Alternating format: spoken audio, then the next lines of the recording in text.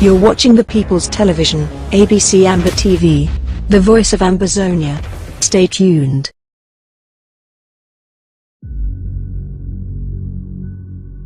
We the people, ABC Amber TV, Ambazonia Broadcasting Corporation. The voice of the voiceless, the voice of Ambazonia, connecting the world from Africa. With untold stories, Africa's best.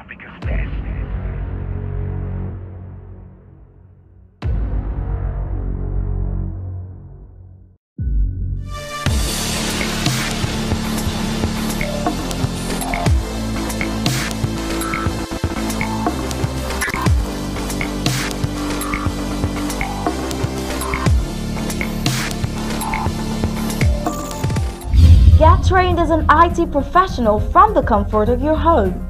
Dynamic Tech Academy gives you a unique opportunity through our 6-month program, during which you learn skills to transition to being a full-time IT professional. Over 80% of our students have no prior IT background, yet the vast majority of them land jobs a month after they start applying. Our ultimate goal is to reach 100% student placement, so we work with every student until he or she gets a job. Upon successful completion of the course, we will give you a resume, interview preps, one-on-one coaching from experienced instructors, and job placement assistance. Within this course, you get more than 300 hours of theories combined with real-world applications and practical skills you can apply on day one on your job. At the end of the program, our students can be certified as Red Hat Systems Administrator, AWS Cloud Engineer, AWS Security Specialist. Visit our website at www.dynamictechacademy.com to register.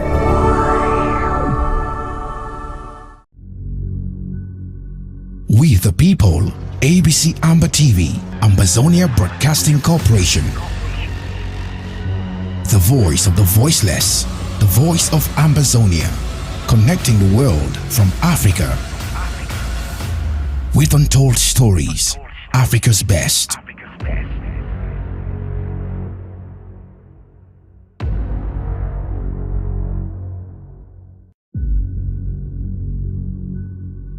We the people, ABC Amber TV, Ambazonia Broadcasting Corporation. The voice of the voiceless, the voice of Ambazonia, connecting the world from Africa.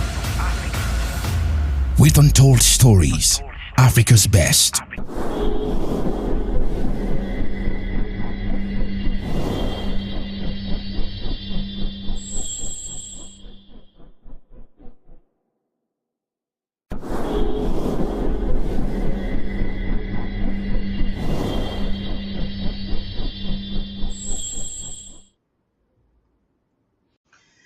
Good evening, fellow Ambazonians, ladies and gentlemen. You're welcome to this very special broadcast that was unannounced, but I'm sure you would have seen the caption and you would understand that it is imperative for us to come and have this discussion. There has been debates in our fora, Ambazonians having mixed opinion, and we think we have the duty as ABC Amber TV to come and educate our people. Re-education is important. It is also said that repetition facilitates deeper understanding, and I strongly believe in that. For those who have done sciences, you will agree with me that the more you solve your mathematics, the better you become in it. We'll have to get down into some historical facts this night to analyze today's gimmick, what politicians are opting for, to analyze the situation where the peoples of the former British Saudi Cameroons Ambazonia find themselves. And with me on this panel will be Barrister Tim Beseha and Secretary Francis Chinye. We will start with Barrister Tim before Secretary Francis Chinye will join us. He will be focused on the international law, constitution, and the war on the ground. Meanwhile, Barrister Tim and I will break open some arguments that have saturated our media space, particularly some still questioning elections when it comes to the liberation movement. Now, I'm calling on those who are watching us on Facebook and on YouTube to continue to share and to invite somebody. Tell them we are live and our discussion tonight will be amazing. You don't want to miss this. We will open the lines as early as possible so that you can call and share your opinion. This is a time, instead of you grumbling at the back, for you to call and let us know exactly what you think. While we get to start with that, just stay tuned. After the break, I will come with the analysis. Stay tuned.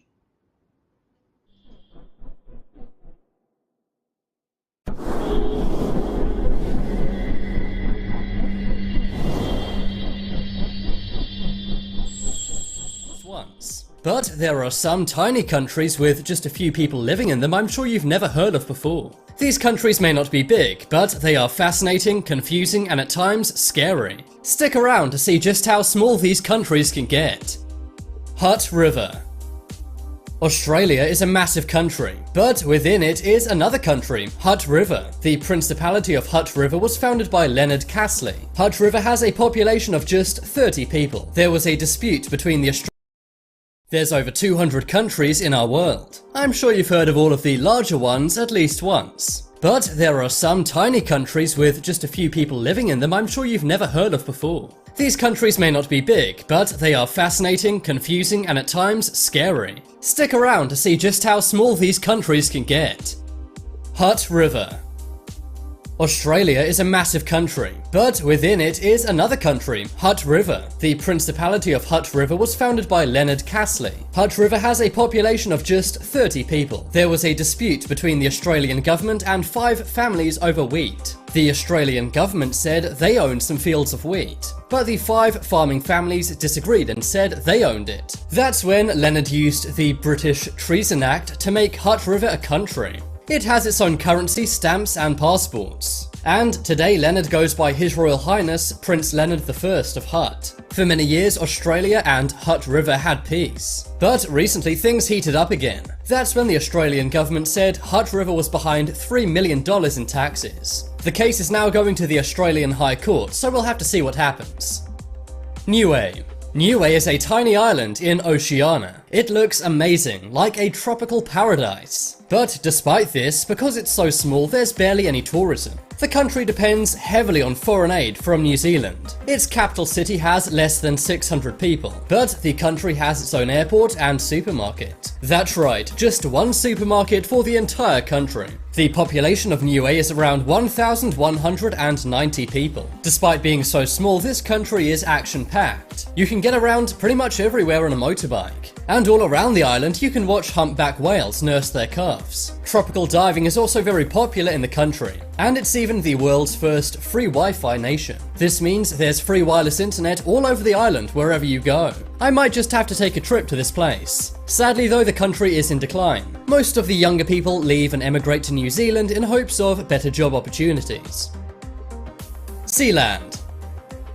The Principality of Sealand is one of the world's smallest countries. It covers just 0.004 square kilometers, and with a population of 27 people, it's pretty tiny. Amazingly though, it's still not the smallest country on this list. Sealand sits in a concrete and steel construction in the North Sea. If you swim, Save 10 cents a gallon at Exxon and Mobil stations with Walmart Plus.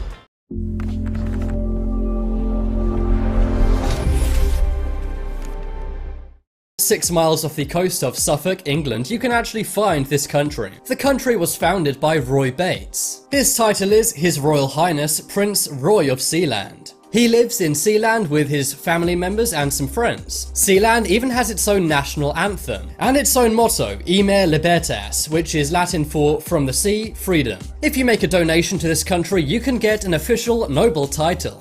Maybe I'll do that and become Lord Charlie of Sealand. Palau. The Republic of Palau is a tiny island nation. In fact, it consists of more than 300 islands in different sizes. Palau is one of the most amazing places in the world. It has rainforests full of amazing plants and birds, and its waters are inhabited by more than 130 species of sharks. But its most amazing attraction has to be Jellyfish Lake. This is a lake with more than 2 million jellyfish in it. Amazingly, you can even swim in it, as over time they've lost their ability to sting. The tiny nation covers only 459 square kilometers, and it has a population of 21,347. Cyborga. Everyone knows the famous Italian micronation of Vatican City, but less people know about the Principality of Cyborga. This place is 4.91 square kilometers, and there's only 312 people living in it. The territory is ruled by His Tremendousness Marcello I. You can find this place in northwestern Italy. It's actually on the border with France. The country was founded in 1963 when they believed they were separate from Italy. Things have been pretty peaceful with Italy and Cyborga. This is mainly because the inhabitants still have to pay Italian tax and vote in Italian elections. Right now, there's even political arguments in the country. His Tremendousness Marcello I is being challenged for his place as the ruler of Cyborga. This is by His Serene Highness Nicholas I. He set out a 5-year plan for building up the country even more. Maybe instead of paying attention to the US election this year, we should pay attention to Cyborga instead. Nauru. Nauru is the smallest island country on the planet. It does not have an official capital or public transport as it's so small. It's only got about 25 miles of road, and the island itself is only 21 square kilometers. Unfortunately, this amazing place is not very popular with tourists. That's because of various environmental problems. Nauru is also one of the most obese countries in the world. Its obesity rate is more than 70%. The reason why is because you can't grow much healthy food on the island. They have porous land, meaning that farming is next to impossible. Nauru has a population of 9,591 people. In the 1900s, Nauru has been pretty rich. That's because they used to mine lots of phosphate. But recently the demand for the mineral has ended. This has led to nearly 90% unemployment, and it also means that there's tons of trash and abandoned mines and factories all over the island. Sadly, Nauru is a rags to riches to rags again story. Tuvalu. Tuvalu is quite near to and is very similar to Nauru. The country is composed of 9 small coral islands. It spans 26 square kilometers and has a population of just 10,959 people. They're one of the poorest countries in the world, but most of their money actually comes from internet domains. Because of the country's name, they've been given the internet domain .tv. Of course, in most of the world, this is short for television, and this means that everyone who wants a .tv domain for their website has to pay Tuvalu. This makes the country millions of dollars every year, and it's their main economy. That's pretty lucky, seeing as this country has been around for a lot longer than the internet or TVs. Tuvalu is also a very scenic place and looks pretty amazing. But if you want to see it, then go soon, as it may disappear in the future. That's because rising sea levels are making Tuvalu smaller every single year. St. Kitts and Nevis.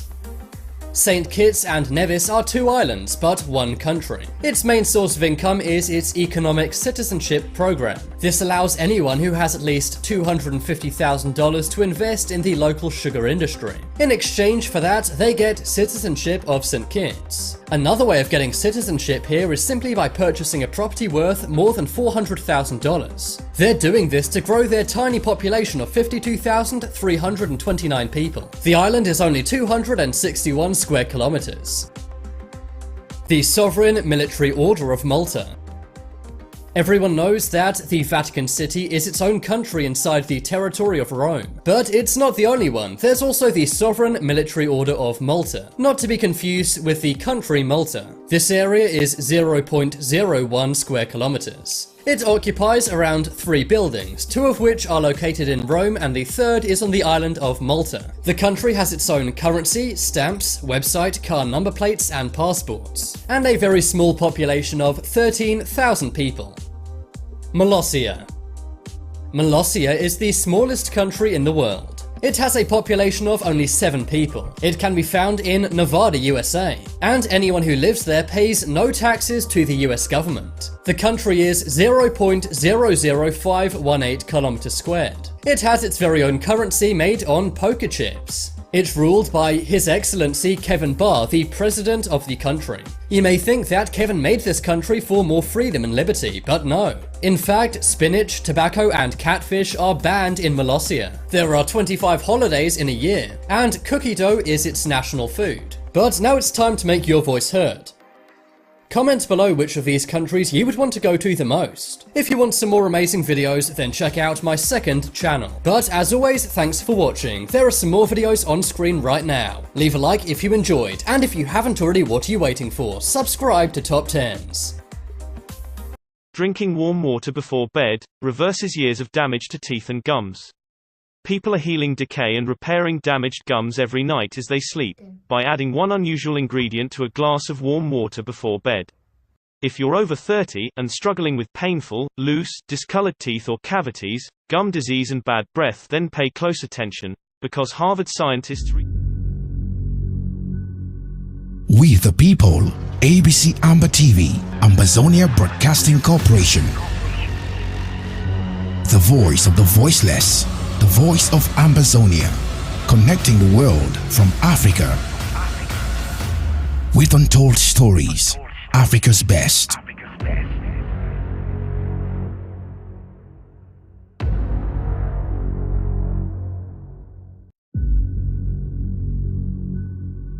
We the people, ABC Amber TV, Ambazonia Broadcasting Corporation. The voice of the voiceless. The voice of Ambazonia, connecting the world from Africa with untold stories, Africa's best.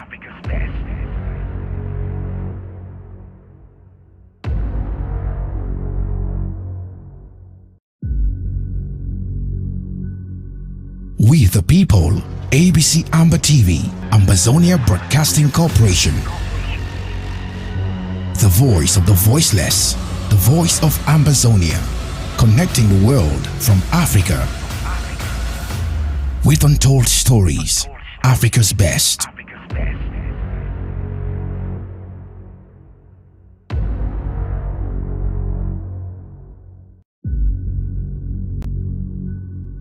We the people, ABC Amber TV, Ambazonia Broadcasting Corporation. The voice of the voiceless. The voice of Ambazonia, connecting the world from Africa.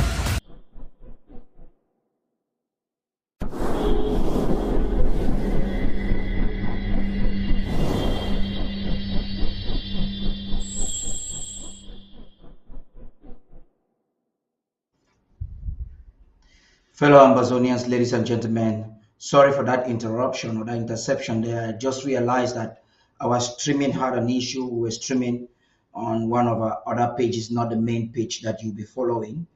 And I'm sure you would have missed the first part that we were streaming there. You could just go on YouTube, because we are streaming on YouTube. You could just go on YouTube to watch the intro part of it.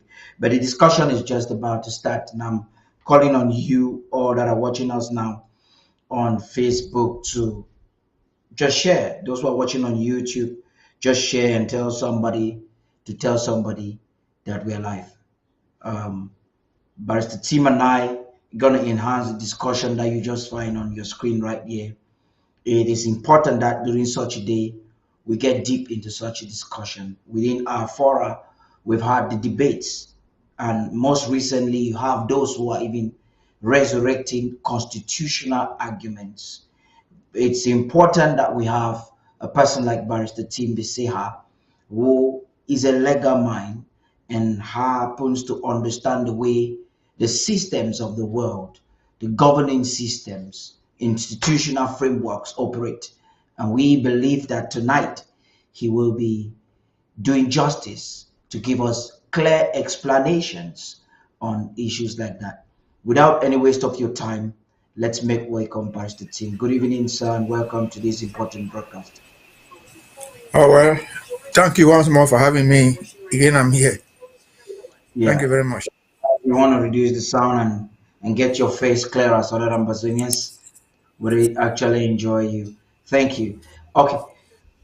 You just watched the 10-minute video showing very small islands, small countries. These are countries recognized, existing as sovereign territories, and none of them can even equate Ambazonia in almost anything: economy, surface area, population, and whatever you name it. And we find ourselves at the precipice of annihilation, destruction. It's important. Well, perhaps you want to start your discussion in that delight before we get into the in-depth of today's talk. Well, I think we should not be surprised unless we don't understand many things. Being a member of the United Nations or international organization does not depend upon your size. It doesn't depend upon your population. So, in those things that you are talking about, you have powerful countries, very large in size, powerful countries, very small in size, powerful countries, very rich, and others very poor. So, there's no formula. The only formula for gaining access to these places is your identity as a people, as a country, as a nation, as a state. And since the word does not define how big a people should be to be a state, how many people should constitute the population, that's not important. At the United Nations, for example, today, one of the smallest countries there is Israel in size, but it's one of the most powerful countries even in the world. Israel is not even a town in China, but they're there. Palestine is not a member of that group. Palestine is about 5, 10 times more than Israel in population.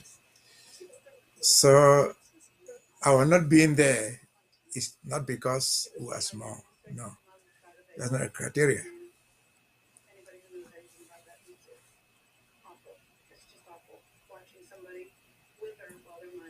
Thank you very much, Pastor Team, for that. Our not being there or being a member of the Union of States, United Nations, is not because we are small in size. So this is a direct debunk of the ideology or rhetoric that we are small. We hear that even during the decolonization, one of the reasons that you had an attachment of joining, independence by joining, was the claim that we were small and supposedly not ready. What would you have to say about that? No, I think that was a stupid claim because then in 1960, 61, we were and we are still bigger than Equatorial Guinea. We were bigger than Sao Tome and Principe. So that is not the reason. No, that was never any reason. I think the reason they tried to fabricate, which was an imagination, that the British tried to fabricate was simply that, yes, this is a people, maybe they are big, but they don't have the money to sustain themselves. And being the administering authority, they believed that if we didn't have money for by ourselves, we would come to them to ask for money, we ask for their support to survive. It was not because of size. It was not because of population. Again, as I said, our our our neighbor, Equatorial Guinea, were bigger than them. We're still bigger than them today. We have more people in southern Cameroon than Equatorial Guinea. We still have them more today than Equatorial Guinea. Equatorial Guinea is a country independent with a seat at the United Nations. So that is all irrelevant. That did not. That is never a reason.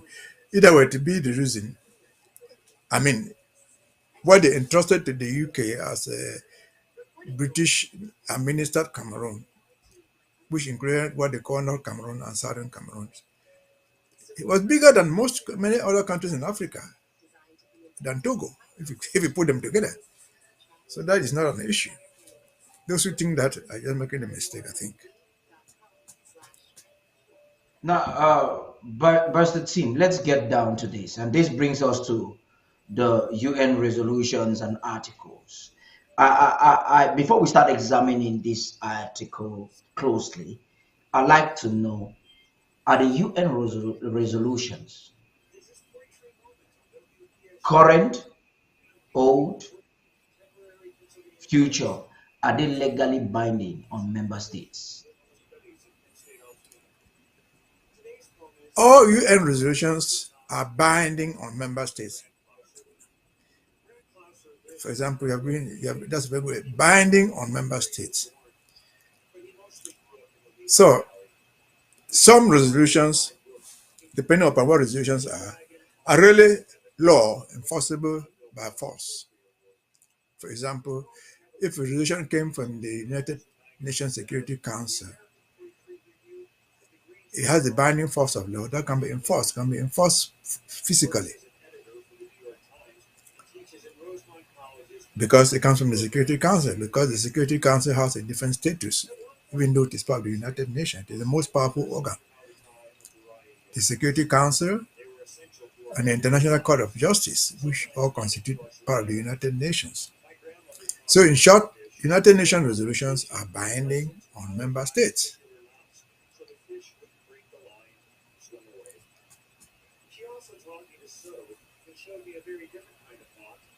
Um, when you say that these resolutions are binding on member states, it's quite shocking. Looking on the Amazonia we have today, looking at the people we have today, I would say it's shocking that they're legally binding. Okay, first of all, what is the legal implication of UN Resolution 1608 XV, Article 5, vis-a-vis Southern Cameroon's independence? Explain that the simplest way possible, and then we can now develop the discussion from there. Okay, for you to properly understand what it is, we have to go back a bit to 1959, Resolution 1352, which was passed in October 1959. Mhm. That is at that level that they were discussing the so-called plebiscite to take place in southern Cameroon. They were deciding what questions would be asked. Would you want to achieve independence by joining Nigeria or by joining Cameroon? Right from there was a defect. In 1959, when this since 1352 was being passed, Nigeria was not a member of the United Nations. They had not gotten independence. The Republic was not a member of the United Nations. They had not gotten independence. You remember that Nigeria had independence 1st of October 1960. The Republic had independence 1st of January 1960. But these events were taking place in 1959 when they were deciding that there would be a plebiscite in British administered Cameroons. Solve that in your mind first. The question you will ask, which everybody has asked, or the people who have read it have asked, is they were deciding on a plebiscite in 1959. Why were they asking British Southern Cameroons this choice? Remember, British Southern Cameroon had the same status like French-speaking Cameroon. They were all trust territories. They were asking I'll say who call ourselves ambassador today to choose to join Nigeria or to join a future independent state of Nigeria or a future independent state of Cameroon. The question that has never been answered is why was this plebiscite only concerning us? What did they not in the same plebiscite ask the Nigerians? Would you like to accept any part of Cameroon if they choose to join you? They didn't ask them that question. What did they not ask the Republic, which was the same thing like us? They were Class B trust territories. That plebiscite should have gone to them as well. Would you like to join with these English-speaking people? They didn't ask that question to them. They only asked to us. Why? I cannot give you a definite answer. But that said, when you have this in your mind, you then go to resolution 1608. which was passed on the 21st of April 1961. Remember, that resolution had different motives. The first motive it had, one of the first motives it had was to ratify the results of the plebiscite. By April, the plebiscite had taken place in February. And it may be good for us to understand that on February 11th, 1961, there were effectively two plebiscites on the same date, answering the same question. The same question was asked to the so-called Northern Cameroons to answer on the same date, whether they would like to achieve independence by joining Nigeria or to achieve independence by joining Cameroon. The same question was asked to us. And in Boya, there was a plebiscite commissioner appointed by the United Nations. There was only one commissioner to oversee the plebiscite. And so, when they met on the 21st of April 1961, the idea was to review what had happened in the plebiscite and the results. Well, you find part one. They say, well, we look at what happened. The people freely voted left and right, and they noted that two plebiscites were organized and that the different people voted freely and fairly, as per the report of the plebiscite commissioner, who was an Iranian. So that's part one of it. Then they went to part two and said after they had voted in different ways, we recognize their results as their free choice. Based on that resolution said in part two that Northern Cameroon that opted to join Nigeria will get independence on June 1st, 1961. In other words, on that June 1st, 1961, the trust issue would end.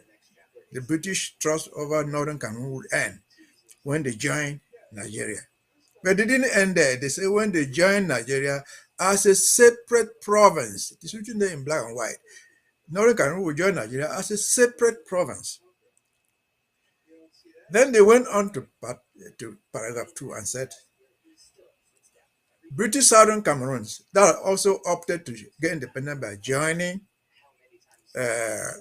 French-speaking Cameroon, their mandate will end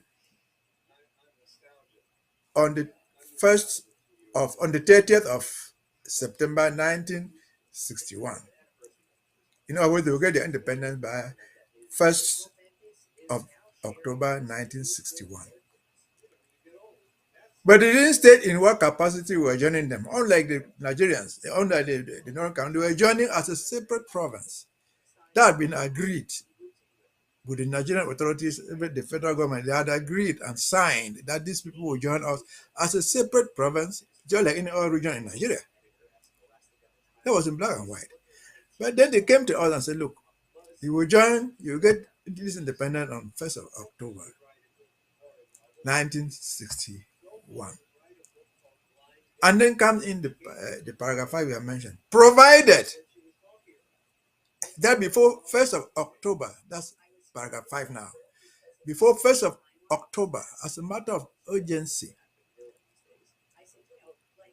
the colonial administrator, the UN administrator, that is the UK administering authority, they call it, the government of Southern Cameroon and the government of the République du Cameroon shall meet before 1st of October and agree on how their intentions to unite will be implemented. What are the details on how they are going to do it? Because as of that time, they were passing resolution 1608 in April. That agreement was not there. So they said they would meet before 1st of October 1961 to agree, which has become the bone of contention. Again, the key words were the administrative authority UK, the government, not Frontier, the government of Cameroon, of Southern Cameroon, and the government of La République. That's what we call them the tripartite. Must be a government. It was not a question of Ahijo just coming to meet Frontier or UK just sending his ambassador to go and do it. No, there had to be a government.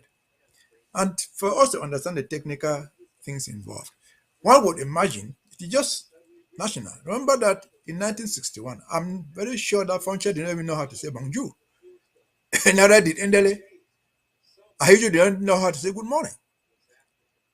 So if they were to meet in a tripartite, they would have had translators. They would have had people who documented that thing and translated it into French and English. Have their signatures there. But our argument has been and continues to be that that meeting did not take place. That agreement was never reached. If the agreement was never reached, how did Yaoundé come occupying Southern Cameroon? How did Ahijo come to Boya carrying up duties as the president? That is the argument. That is what happened in 1961. Now, And even before we get into that, you asked a very basic question that has not been understood. I want to insinuate so that it can foster our discussion. This is the point. Do you think that the question of independence by joining, whoever brought that idea had the audacity given to them because of British or Britain's nonchalance, I would say carelessness, when it had to do with administering the trust territory? Because Britain was disinclined in the first place. They were not put institution or pilot institution to administer the territory. They would preferably do it under Nigeria. They really didn't show interest in this portion of land and people that was given to them by the United Nations to administer. Don't you think? Let me remind you that what the British were what the British were doing, or what they did, was illegal, and it was not unique. It was not unique. When the transitive shifting came in, some of the countries that were given the authority to have a trust and mandate the trust to lead them to independence. Some of the countries, let me just deal with Africa, believed that they were not going to give independence to anybody. They only trust territory. Let me just give you two examples. Eritrea was given to Ethiopia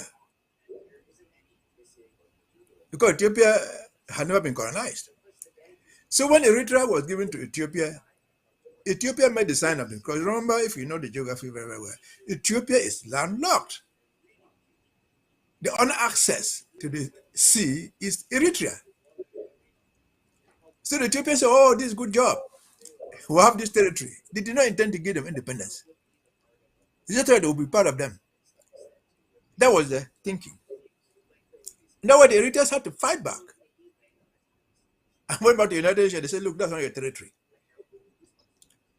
Then Namibia, Southwest Africa, they call it. Namibia was given to South Africa as a trust territory too. The South Africans, just like they say now, just thought that was part of their territory. They will administer it like that as part of South Africa. And they tried. In fact, Namibia had to get independence only when they had to take that case back to the United Nations at The Hague, which ruled that South Africa had no authority over over Namibia, and asked them to pull out their administration. Back to our particular case, the British had thought, I'll give evidence, I'll give examples. They thought that they could just administer the trust territory for convenience sake with their larger colony, Nigeria. And before the plebiscite of 11 February 1961, in both Northern Cameroon and British Southern Cameroon, the British had organized another plebiscite before in November 1959 in northern Cameroon, asking them if they would like to just get independence as Nigeria is coming to get independence, if they would just like to join Nigeria in getting independence together, or they want to postpone their decision after. The decision from the polls, from the plebiscite of 1959, November, to North, they said, no, we don't want it now. We want to take the decision later on. That's why they came back to February 11. They had two plebiscites in the north. And curiously, people do not understand. When we left Nigeria, in fact, when Nigeria became independent, Northern Cameroon was detached from Nigeria. Southern Cameroon was detached from Nigeria. There was a commissioner appointed from the UK. In Boya, he said in Boya.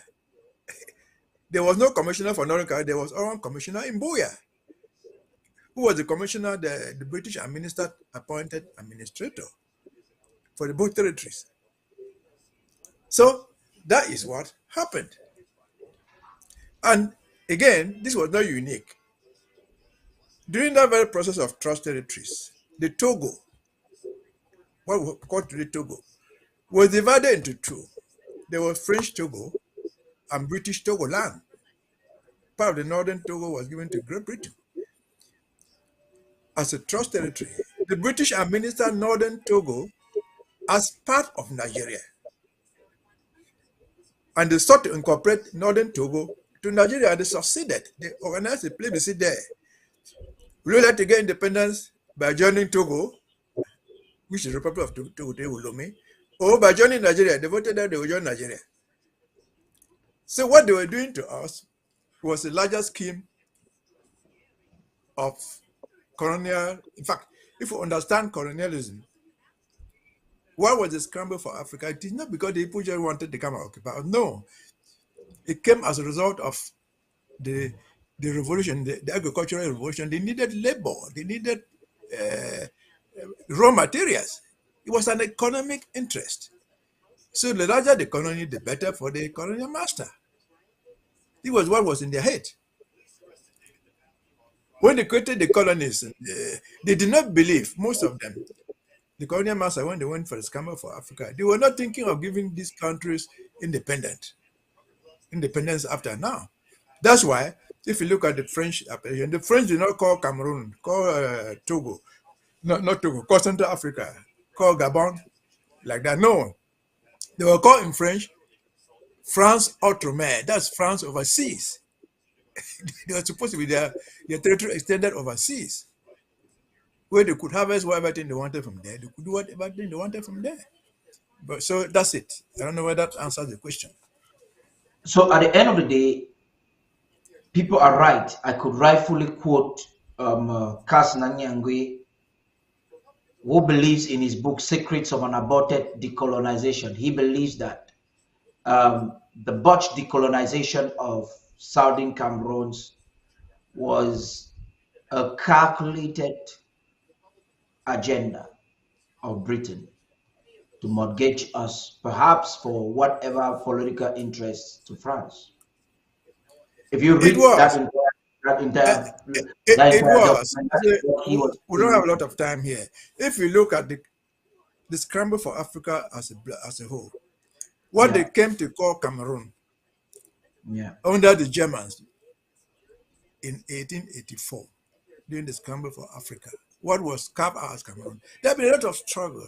The British had come to Victoria. They had come to Fernando Po, additional about Fonseca. They had been there. In those days, they didn't have these jet planes flying things down. The French were in Central African Republic. They were in charge. But they needed access to the ocean because that was the only means of communication. So what they called Cameroon today was a mortgage, trying to give Douala to the French, trying to give this to the French so that they could have access to the ocean. Because that was the only way trade was going on. They were not flying planes. So what Professor Kasana Yangwe says is actually the truth. And again, the British were very, very embarrassed at the end of the day when we did not vote to join Nigeria. They had thought that joining Nigeria was a foregone conclusion based on what obtained at the time. There was this Makiza thing in the East Cameroon going on. People were dying. The British assumed that that question was just a formality, that we're going to accept to join to get independent by joining the bigger Nigeria. That was their belief.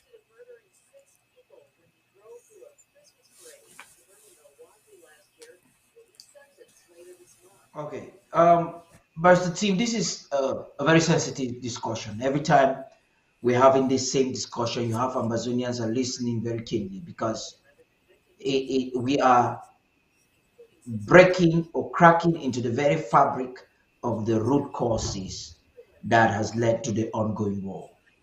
And we need to be very diligent as we progress in this discussion. I'm going to quote you again. You said the paragraph 5 or article 5 of this document, that is resolution 1608, was never ever implemented. That means it was not even respected. Of course, history records.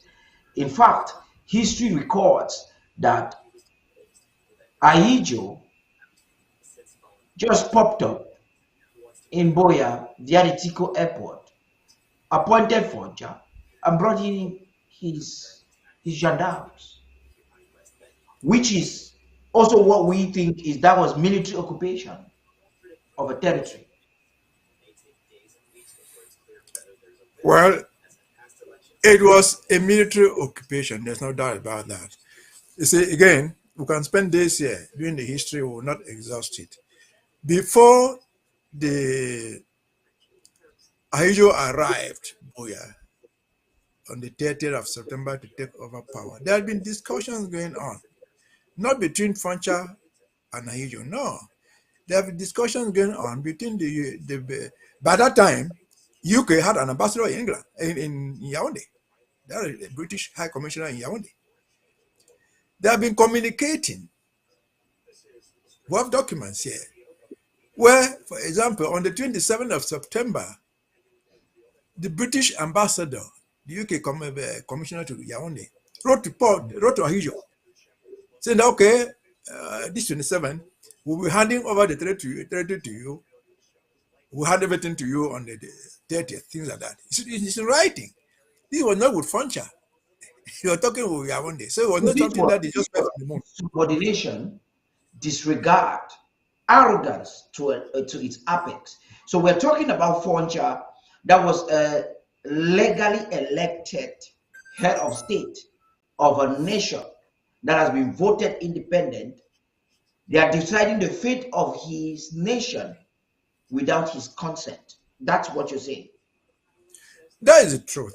This is something that sometimes we miss. When they were talking about a plebiscite, Foncha and Ahijo was exchanging documents. But if you look at those documents, Foncha was always signing those documents as leader of the UNDP, the KNDP, sorry. He was not signing as a because that was a position paper. They were still campaigning to join, whether we will join like people or not. I'm sure similar things were going on between Indele, who was campaigning with the president of Nigeria, as in the way who was the governor general. So they were signing like that. So when they settled on the plebiscite, and appointed the UN appointed a plebiscite officer, plebiscite commissioner, who was an Iranian. The man came to Boya. Before he came to Boya, he went to England, to London. When he came to Boya, he said, look, these things that I have the documents, these things that you are signing like this, you cannot be signing as leader of the KNDP anymore. Because the country has taken a position. You are now the prime minister. So everything that you want to do going forward after February 11th, you must sign as head of government. So Foncha himself was just left out. And that is why, if you were dealing with after the plebiscite, we were dealing with April 21st, 1961. By April 21st, 1961, they had the plebiscite was over. The result was clear, and the 1608 was not talking about government, a government under a prime minister. It was a government where it was a prime minister, where there was a government in Boya, recognized by the United Nations by that resolution. There was a government in Yaoundé. And so they were now dealing with governments, no longer Foncha as the leader of the KNDP or with Indele as the leader of KNC or whatever thing was his party. No, they were not dealing with the government. And so he was left out. And the first mistake they made, or they didn't see the sign. After April 21st, 1608, the only thing that we realized publicly is the so-called Foumban conference. Okay. What was the Foumban conference? Ordinarily speaking, for the Foumban conference, even to have had any value, would have been co-chaired by Foncha. Now, sir, please, I'm not cutting you, but then I think that we should take it again by step. You see, I was following you up and then vexing as you're decoding it, as you're speaking it. It's vexing to the soul. Before we even get to the Foumban conference, because the Foumban conference actually took place about 11 years after 1961. That's in 1972. Before we even go 11 years later, a lot of activities had taken place. Our territory was already colonized. The Foumban conference, in my opinion, was coming for ratification of the assimilation.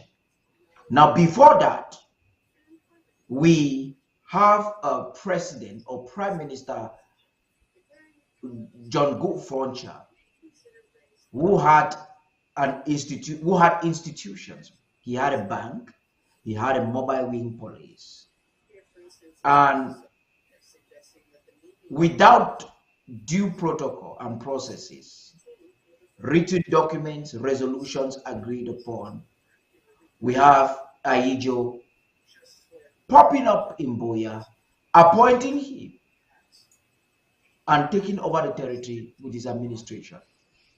This is a clear case of international law defiance. This is a defiance of international law. So it brings me back to this question. How can resolutions voted by the General Assembly of the United Nations be legally binding and be so despised in broad daylight? Until date as we speak, nobody is speaking straight. This is a worry. Now, this is what you're missing. It must be very, very coherent. The resolution 1608 took place in April. Foumban took place in August. Yeah. And October was not yet there. I was trying to show you what happened in Foumban, which was already illegal. That would have not been. Now, what took place in 1972? No, we are trying to confuse two things. Let us finish with this one. Yeah. Let us finish with this one. I was saying that even Foumban, which was 4 months after the 1608, would have sent signals to the world and to Foncha and his government that these things were wrong. Foumban, in principle, was supposed to be, if there was to be in a conference between Ahijo's government and Foncha's government, that means it should have been co-chaired because they were equal in status. It would have been co-chaired by Foncha and Ahijo. But that did not happen. Foumban was convened by Ahijo. It was chaired by Ahijo. The agenda was drawn up by Ahijo. And so when the thing was not moving well, he came and closed it and said, "Go home, I'm closing it." This was before October 1st. So they have started subjecting these people where the UN resolution had just passed 4 months earlier, giving them the status of what they should be. They started disrespecting it just 4 months after. The greatest weakness of Resolution 1608 is that they didn't provide for a follow-up. Suppose, for example,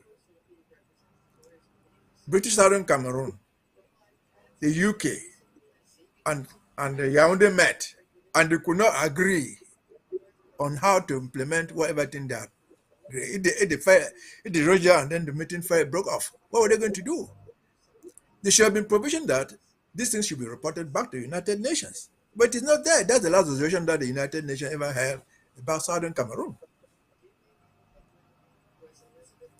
So, I don't know what you were trying to ask again. You're trying to go to 1972, Now, which is... I'm trying to Okay, see go if on. I can connect Francis Chenye, but before we get there, you see, the Foumban conference at that time, you agree, you have just agreed with me, there was not supposed to be any, what they, how do they call it? The Foumban Constitutional Conference. I think it was in July that it took place, between July Or July, 17th. August. It was Mhm. yes, it was a Yes. 3 days conference in July 17, if I'm not mistaken. Now, but let's fast forward it because credence was given to Foumban in 1972 when we left a particular conference and then came back with a United Cameroon. So you realize that the so-called conference in 1961 was a semblance as though something, it was unconstitutional, it was illegal. Let's talk about the legal processes that were even supposed to take place, and that never occurred. Number one was the fact that Paragraph 5 or Article 5 of Resolution 1608 stipulated that the two states and their reps were supposed to come together to draft a way forward. This never happened. This is a legally binding resolution. This is an important article in a resolution that was voted, ratified by the United Nations. And so we find ourselves that it has not been respected, and you cannot even vocalize it. When you talk about it in the Cameroons, you're considered a terrorist. And the UN today, I like punching it hard on this because the United Nations is sitting quiet in a resolution that is a law given by them, and there is genocide. I want us to Now, finish on that. now this is what you have to try to understand. Yes, The that's the understanding. 16085 did not just say they have to come together. No, they have to come together, three parties, and agree. And They came agree, that's together the point. and they did not agree. It had no Yes, meaning. They had to yes, sit together and agree on how the thing will be done. If they could not agree, that's the end of the thing. yeah, So, like for example, just take even Foumban. Let us assume that Foumban was even that one. They did not even agree there. I just simply closed the meeting. I went away. If they agreed anything, it should have been documented. This is the agreement. Boya shall be this, Douala shall be this, Bamenda shall be this. They did not agree. Even if they met and they did not agree, it was ineffective. They did not say they should hold one meeting. They could hold 10 meetings until they agree. Meeting without agreement is irrelevant. They have to agree on how their intentions will be implemented. Keyword agree. I think that's important. Just like people came to now, Foumban. no. Let me say something. In the law jargons, in the jargons of law, it is said you do not take the laws into your hands, meaning that even if somebody assaults you, which is illegal, you are supposed to invoke the powers of an authority to enforce the law. This is where I'm coming. Do you think that could be the reason why Cameroon thinks that Southern Cameroon cannot enforce a law that they have defied? Because to them, we are their priceless possession. We can be beaten, killed at any time. And nobody seems to be saying anything. Yeah, people say Now, who this is is supposed to enforce these resolutions? Are we they are the ones supposed to to enforce enforce it, it but this is by default, or the United States? this is a technical problem we have. In Yes. 1959, in 1961, when the UN was passing all these resolutions, you and me, British Southern Cameroon, was not there because we are not part of the we are not members of the United Nations. We were represented by the UK, the administrator, the trust administrator. So the trust administrator provided us these documents that were interpreted. Yes, the trust administrator sat in for us. And they have not denied it. That's the foundation. Yeah. So there is Yeah, let me land. Yes, please. Let me land. So since we did not, and we still do not have membership of the United Nations, we cannot invoke the United Nations by ourselves. The only people who could raise an alarm at that time was the UK, because they were the administrators. Which we now agree that the UK, which we now agree with Cas Nanyangwe, that it was a conspiracy by the UK. It was a conspiracy because they packed and left us in the vacuum even till today. We cannot invoke the United Nations directly because we are not members of it. We cannot even take the case to the Hague, to the ICJ, because the ICJ is part of the United Nations. Legally, we are not a legitimate factor to take the case. Yes, we don't have the legal standing to do it. We don't have the legal standing to do it. And the British, and Cameroon is bearing on that to foster the measure. In fact, if you follow a little bit further, you see, Cameroon had joined the United Nations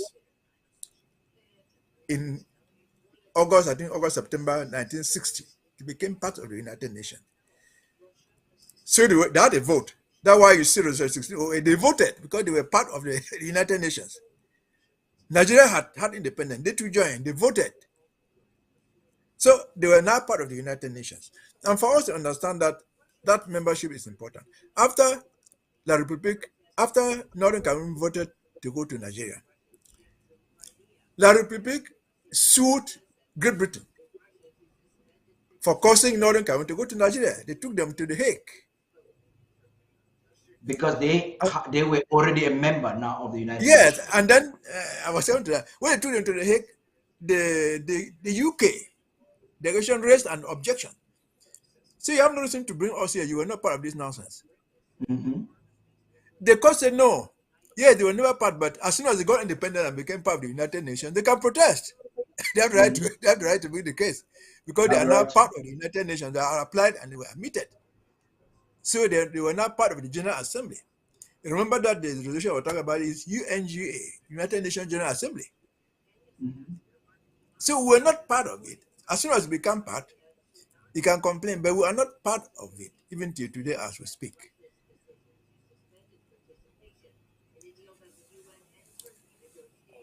Now, you see, I like the direction this discussion is going. We're not part of it. Cameroon is taking advantage of it. Our people are dying. The UK is mute. They are not making any categoric statement. That's why I'm trying to make sure that SOS from connects real quickly, because Ambazonia people are not yes or this matter now let's check out. We have to take our destiny into our hands. Before we get to that side of the discussion, there's this argument of a referendum. So apparently there was a referendum. And now, a few days ago, Canadian High Commissioner from a paper, I think that was Multiple Daily, is denying that Canada is not fronting. This will take us again into the rooms of Canada. You remember you and I had a discussion 2 nights ago about if there was even a Canada conference. But then, whether or not there was no Canada conference, there was a card, a propagandist card that was being played. We cannot discard that. Okay. People are now coming up with an idea, a referendum. By our definition, a referendum is a general consensus. That's what you said the last time we were on air. I don't forget. We understand that there was a we and yes referendum that occurred. when you look at us as a people gaining our full independence, do you think that there is any window, via legality or a procedure or process that has been done before, which will lead us to a referendum? And what is your appraisal of the 1961 referendum? 1972, you mean, or 61? 1972, I'm sorry. Now, let me say this. The referenda is organized, they are organized all over the world. They are not organized from the moon. They are organized by a people for specific reasons. I've asked our brothers and sisters, whoever is advocating for a referendum, the referendum is a public consultation on a basic issue. So, what is the question you want to ask Ambazonians at the referendum? Are you going to ask them that they want to remain part of the Republic? Are you going to ask them where they want to get independent? So, a referendum for now is mute because there could be a referendum on the negotiation table when the details of what you want to ask are out. I agreed. When other factors come in, who is going to organize the referendum? I told you that in 1961, there was a UN commissioner for the plebiscite appointed by the United Nations in Boya. It was not Nigeria. It was not East Cameroon. It was not even Britain. So the referendum nonsense people are talking about for now is so irrelevant. We don't need a referendum. Again, I said referendums are not organized from the moon.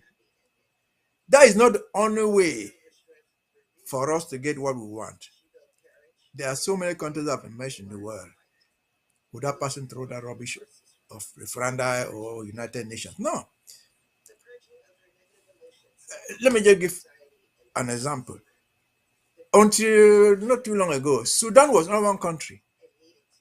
Sudan was only one country. There was nothing like Southern Sudan with the status that we have. But they fought.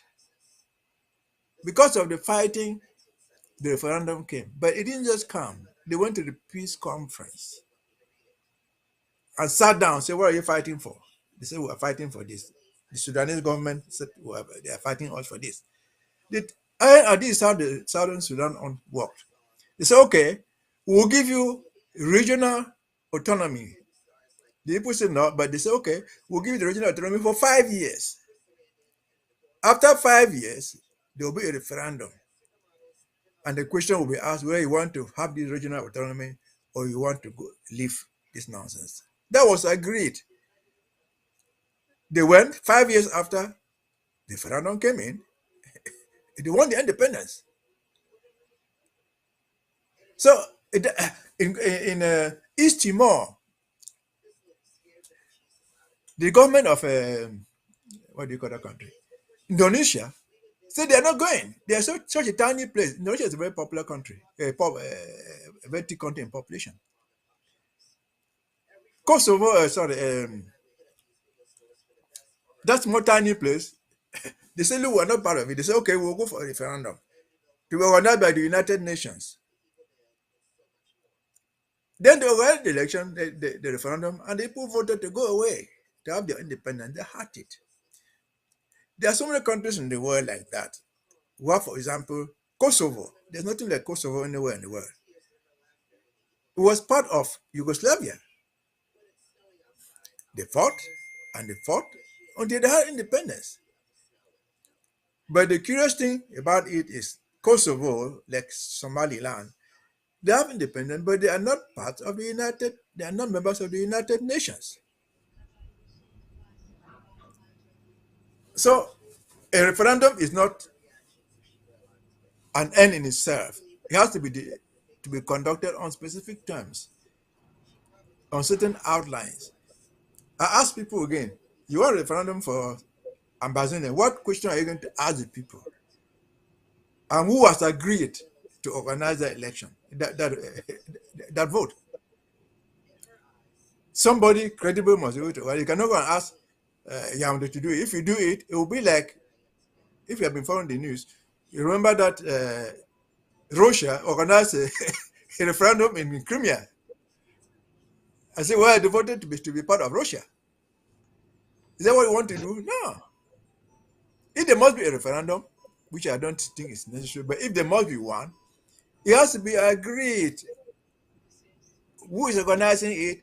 What is the question you're putting to the people? Okay, before we even go to look on the possibility of a referendum on the legal basis, let us examine the 1972, I think on the 20th of May, 1972, a so-called referendum took place.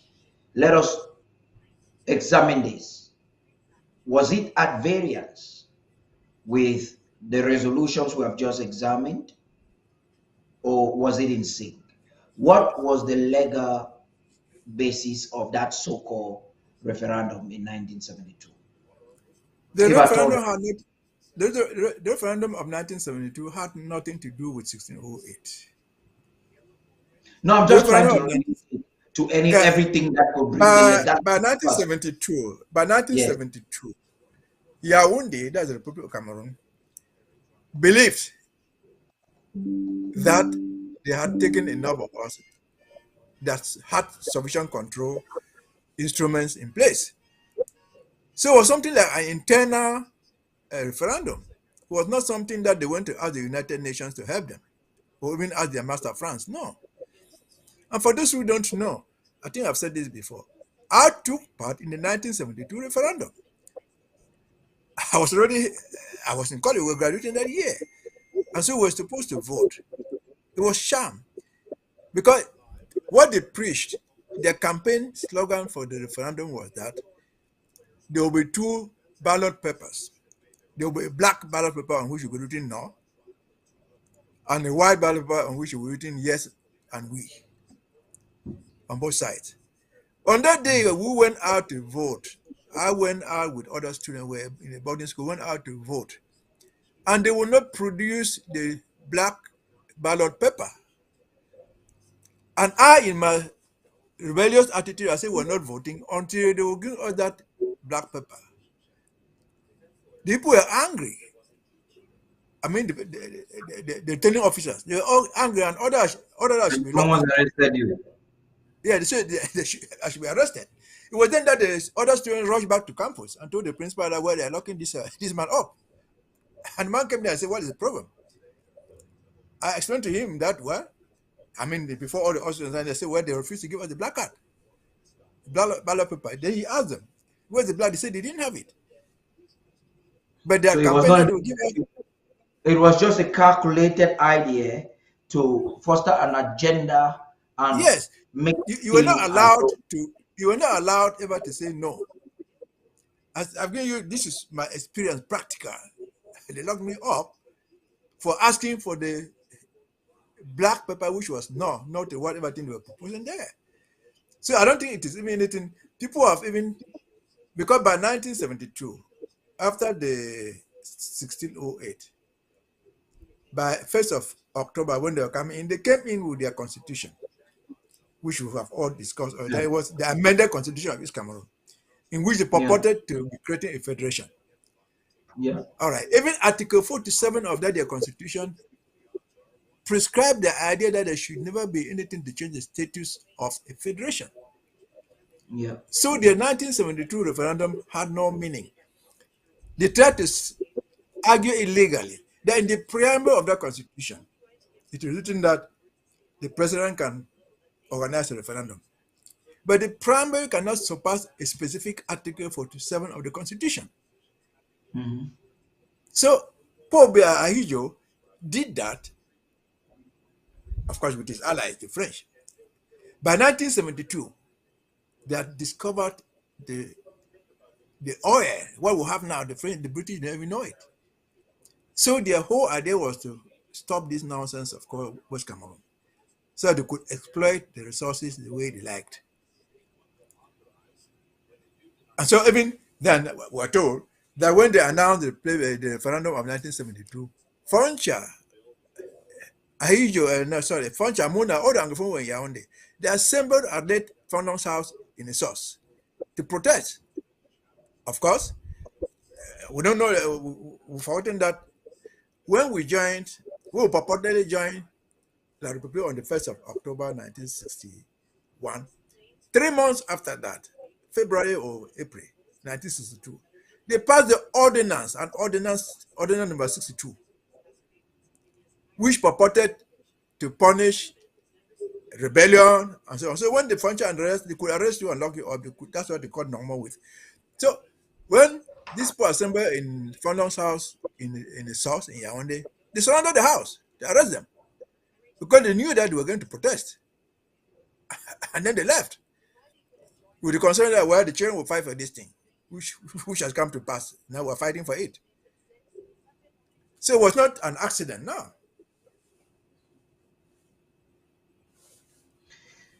Okay, we are getting into a point where I want us to watch a video. Right after that video, we'll come back to reason with the speaker or the interviewee of this video. Stay tuned. So this is what happened. Okay, you wanted to say something. I was going to say that there's already an indication that the civil society of Nigeria is intimately following what is going on as a threat to security of federal government of Nigeria, and recommended in a conference here in Abuja on February 28, 2017, that the government should take responsibility by invoking the original principle of territoriality. That allows Nigeria to look at this issue. So how do you think that will upturn the judgment that was given by the court? It has nothing to do with the judgment. This is a matter of rights of self-determination that preceded the rights of people in this region. Remember that we were a sovereign state who engaged a union with another country. Unfortunately, as Ms. Honorable Oben has said, that union does not hold anymore. It was dissolved in 1984 by the Parliament passing Restoration Law 84/01. But I have to also remind you that this debate is currently being done right now in the United Kingdom House of Lords. Last year, November 14, Lord Barton brought out the debate that we can no longer sit and be watching while disaster hit a country and another Rwandan type genocide, that war which is ongoing, takes effect. They recommended action, and Viscount Waverley actually is to be noted of having said that we should seek the permanent solution. The only reason that he didn't go to the extent of calling for a precise reason how this permanent solution can come to be executed, we are calling for an exclusive referendum. This will happen in the same manner as the British, the United Kingdom people are also being given a chance to exit the European Union. Have you tendered this offer to the Cameroonian government? I mean, the Paul Biya presidency. Well, for a referendum, because a referendum cannot be, organized outside the territories of Cameroon. Cameroon is a sovereign country. Notice that is the issue. The definition of Cameroon is the one in question. There was supposed to be a confederation, which never took effect, and one country unilaterally occupied another country. We have to go back to the beginning and retrace the origin of how Cameroon can account for the English-speaking people being part of its citizens. That's the argument.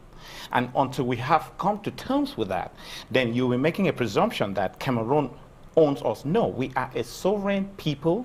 The people of Ambazonia owns their sovereignty by virtue of United Nations Article 76B, which terminated trusteeship on October 1, the same date Nigeria got its independence, Ambazonia got its independence. The question now is that we engaged into a confederation, which is a sovereign... With the French-speaking part of Cameroon back then?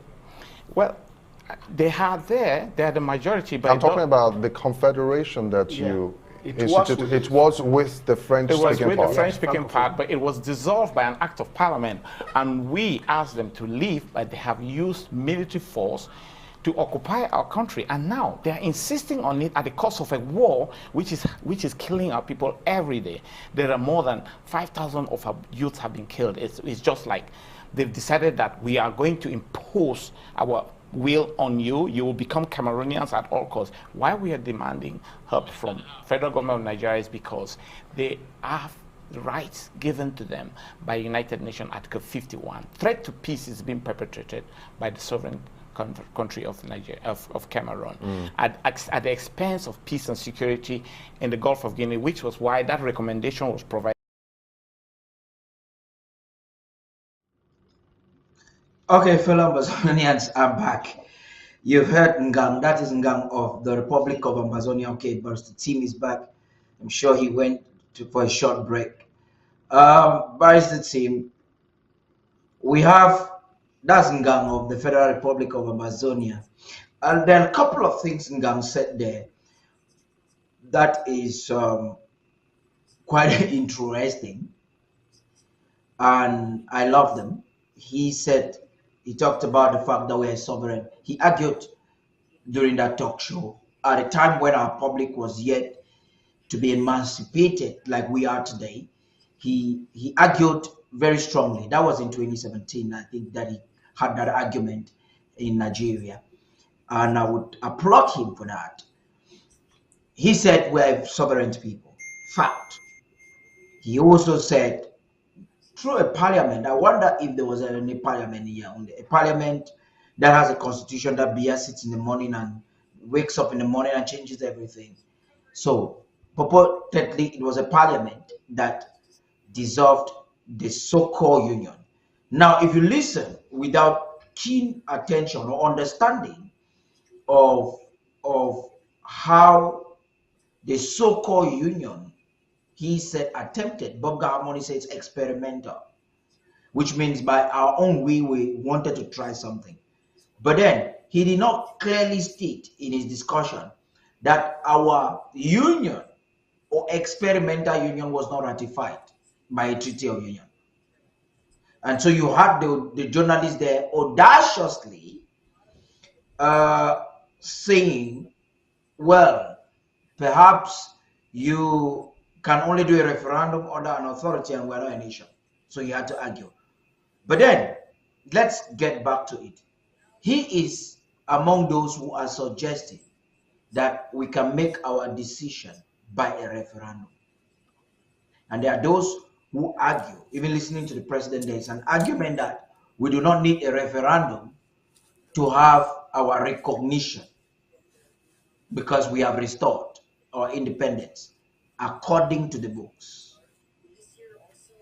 So this brings us again, Barrister Beseha.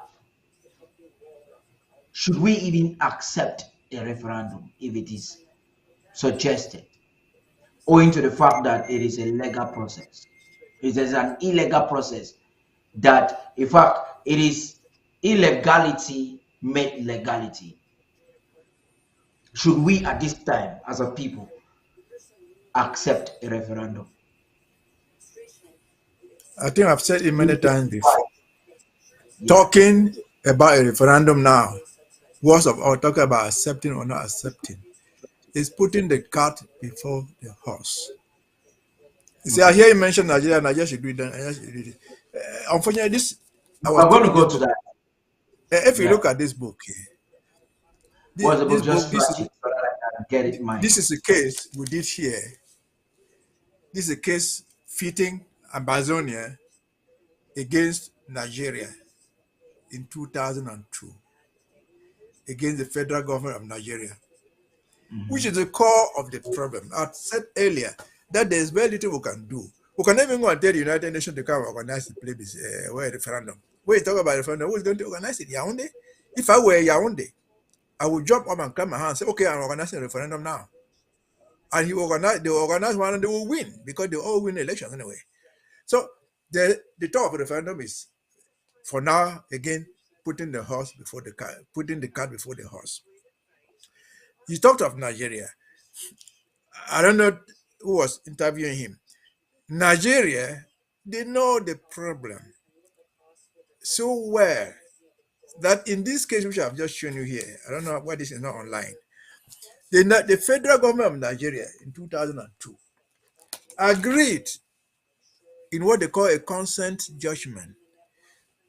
In fact, the case titled Southern Cameroons and the Attorney General of the Federal Republic of Nigeria. That's the case. With the case number Federal Court of Abuja. They agreed in 2002, that was under Obasanjo. Among other things, they signed, among other things, let me just read what they agreed to do.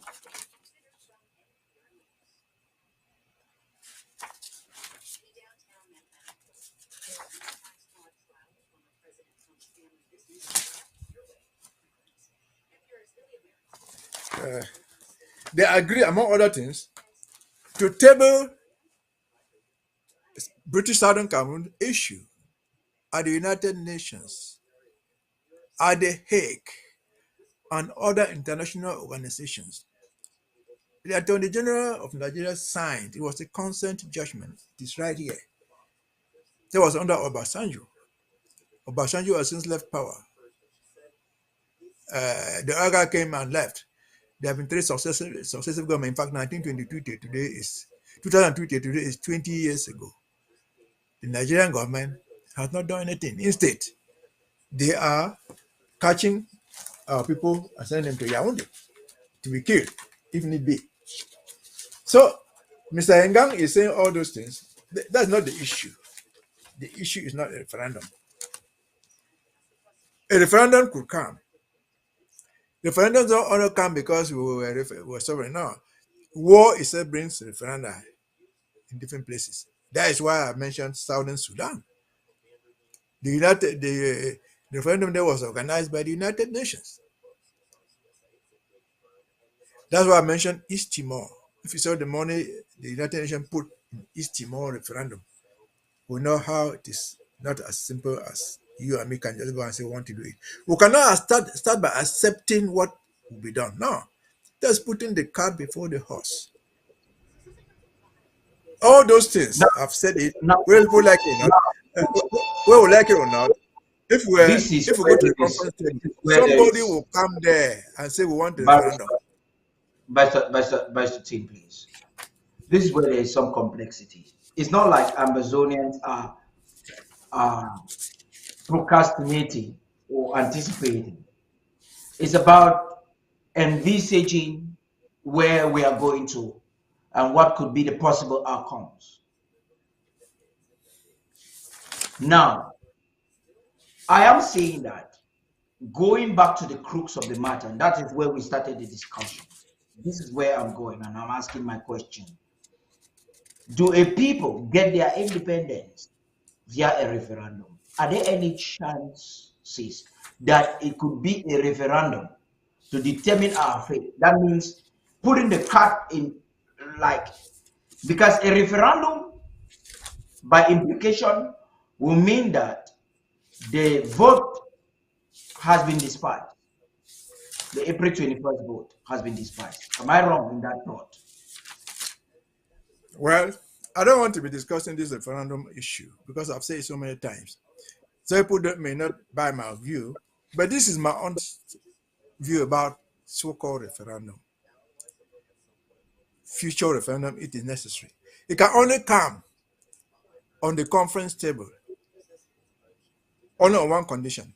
We reach there, we are telling that mediator that while we are sitting here, we represent Ambazonia. The majority of Ambazonians want us to go away. Yeah, as they have been saying all the time, no, this is a group of rascals. You put them in constitute 1/4 of the thing. If I am on that table, I say, okay, if we doubt our position as the majority, let us put it to a referendum. Then the referendum will be simple. Does the majority of Ambazonians want to go away? Because remember that at the negotiation, there will only be two parties. Or the majority of Ambazonians want to stay with Yaoundé. We are going to test who has the majority at that time. Not now. You are going to ask the people what? First, Yaoundé doesn't even believe that we exist as a territory, so you are going to propose a referendum to them. How? Are you going to propose a referendum that we want to talk about the form of state? Want to return to the federation? What are you trying to talk? Now, Pastor Tim, I'm still going to hit you on this because why I'm hitting you very hard on this is the basis of our discussion. At least we've had in different fora people arguing that we already know the direction we are going. So from if I understand and interpret clearly what you're saying, you are insinuating that our own independence will be ratified or our nation will be recognized by a question of if a majority of our people are for the agenda, not the question of the law. If that becomes necessary, what I've been saying is today that you and me are talking today is October 31st. If this evening, yes, 2, 3, 10 countries recognize Amazonia, what do you need a referendum for? What do we need to go back to the conference table for? We don't need it. That's why I say we are putting the cart before the horse. The referendum I've insisted can only come if it is necessary on the negotiation table, but there might never be negotiation in the first place. Yeah, when they're refusing it, again, if by this evening people start to recognize us, the referendum and all that thing that we're talking is irrelevant because we're looking for recognition. We're not asking. It can only come, as I've said, if on the conference table, to me, this is my view, yeah, when they're saying that, as they've been saying that, look, you are a minority. This is a common, who's a common self. Then we can say, okay, let us test our popularity in this thing. They will say that only when we have raised an issue. We will say, look, majority of Brazilians want independence. We represent them. That is if we raise the issue. No, you don't represent the majority. That is if we raise the issue. That is if we raise the issue. Am I correct? That's what will be on the table. It will be on the table. We have all agreed all the time as IG. Negotiation is for separation. That is our stand. Yeah, one day, and the supporters will say, yeah, you stand for separation, Mr. Sako, fine. But you're not the majority. There's Choyaba there, there's Anu there, there's Marenta there. Who tells you that you are right? That is the only thing that we can say, okay, if you are doubting our position, let us go to the referendum and ask who is popular, whose position is acceptable. So we are doing a referendum within ourselves as Amazonians to present to them that all of us want to go. Now, this is where I have a worry. I want to say that so that we can move into something else. I have a worry that before the law that was voted will be giving credence to, we will have to vote among ourselves. That's a big worry. And that's where a lot of Amazonians are worried. I hope I'll be able to connect Francis Chinye now. That will enable you and I to get into the next phase. There's an argument, I just shared an article, and we have somebody blabbing around the place talking about, I believe you read it. Okay, we have Nelson Ochiba calling to make a contribution to this discussion. Yes, Mr. Ochiba, please. The floor is all yours. Ambazonians can hear you loud and clear. Okay, thank you, Mr. Director and Barrister team for the education you are giving our people. So I just called to say that when we go out for negotiations, it is the mediator who can impose the situation on us or propose to us. So we are an independent country. I understand that in 1993, Paul Biya said in RLF, he said that Anglophones are happy to live with Cameroon. That if they want, he can offer them a referendum. 1993, that's what he said after the days of Fundi. So we have restored our country and everything. We don't have any union treaty with them. And I don't think it's time for us to be talking about a referendum or whatsoever, except we go to the table. Now, Chiba, pause there. This is the vexing part, which you find Barrister Mdeseha and myself have discussed for more than an hour now. The audacity for Mr. Biya to even make that if we want, he can offer us. That is, first of all, an audacity. Go ahead. No, the issue here is this.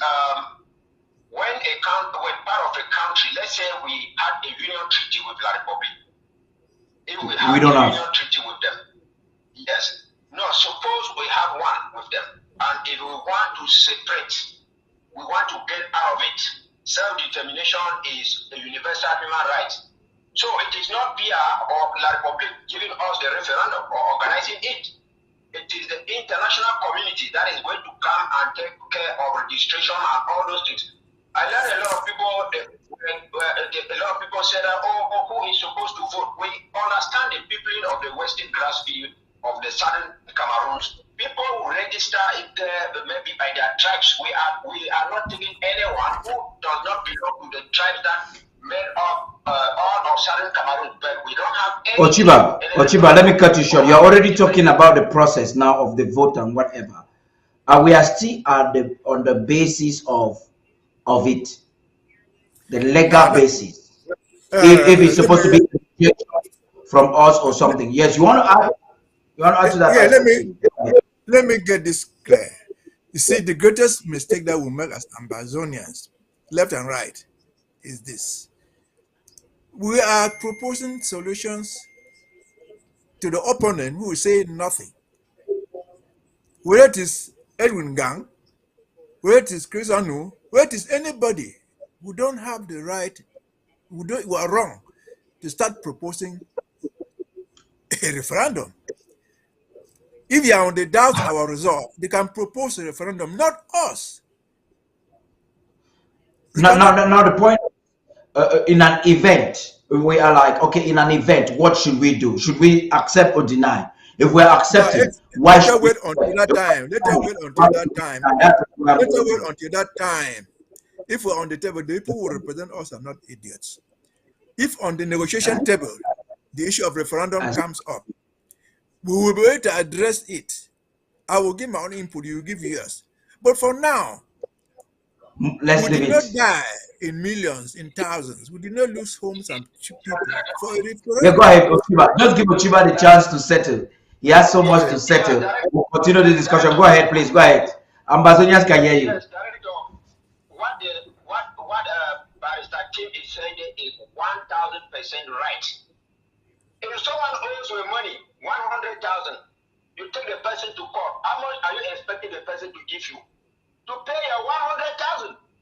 It is at the discretion of the judge who will say, okay, since you can't afford to pay the 100, pay him 75 or pay him 50. So no Southern Cameroonians should go out there and begin to talk of a referendum or whatsoever and whatsoever and whatsoever. That is a position of the interim government, of the Amazonian citizens. Yes, we have a country, we have a population, we have a government, and now we are seeking for recognition, which is what all Amazonians stand for. So we should care less about all what the Republic contractors are going about level rights of calling state federation, two-state federation, this thing. You are calling for something that will never even come, something that even the Republic doesn't even have. It's not interested. They don't even have their own independence. They don't even have their own independence. That's why they cannot form a government in La Republic without consulting France. National dialogue, they went and reported to France. So we should be on track. Let us put hope from hot and hot, continue to trap and send La Republic. Americans did so. Different countries. We are not any exception. We are not a small country. I put on social media the other day the list of the smallest countries in the world. We bypass them. I mean, by everything, we even bypass the Republic in terms of the GDP. Our two countries combined, we provide 62% of the GDP. So any federalist or what, they should come and tell us why we are very low if we be with the Republic or we become independent. Thank you. You see, thank you very much, Ochiba Nelson. You see, that Ambazonians, this is why I brought this discussion, so that we can clear all the argument. And our people are listening to many different sources. I'm pushing very hard on this discussion because I want you, those watching at the home front, to learn something, to understand that there should not be any discussion of a federation. I don't even like to hear it. Now, when Barrister Tim, if you have noticed, when Barrister Tim is even saying that, if I'm thinking that we should even at the back of our minds agree within ourselves that if they suggest it, we should deny it. Because now, I think President Sako made a statement. Though not a lawyer, that's the most intelligent statement. What did he say? We say we have all these so-called groups in Ambazonia. But there's all one line to draw between the two. If you want a federation, 10 states, you want a confederation, 5 states, 20 states, That is Cameroon. At the conference table, there will be only two parties. This one to have a federation with Cameroon of 20 states or 5 states or whatever number are on one side. They should say enough is enough. Are on the other side. This is the battle line. That way the battle line will follow. If I decide to support one state under regionalization, confederation, whatever thing, I'm on that side there. That one Cameroon people. And they are there. Yeah, we don't deny them. They are there. They are practically there. And I've given this example so many times. There are able people in Kumba, in Bamenda, who did not go away in 1961. Even though we voted, they remain in Kumba. They didn't go back to Nigeria. Most Nigerians went back. There are Ambazonians who are in Yaoundé, who will never come back to Victoria, who will never come back to Bamenda. They bought houses. They are part of East Cameroon. They are there. We cannot deny them that that right. When we just accept that fact, they should accept that fact that yes, we have land in Douala, we have this, we have property here, but there are people who don't want to be in this union. And if they doubt that the people are the majority, let them put it to the vote. That's the time that the issue will come, because I mean that is just a normal thing. As I've said many times before, on the debate table, on the negotiation table, all these things will come up. It is not because I don't like it that will not come up. It will come up. I want us to get to the last phase of this discussion, so that we can conclude on it real quickly. You realize that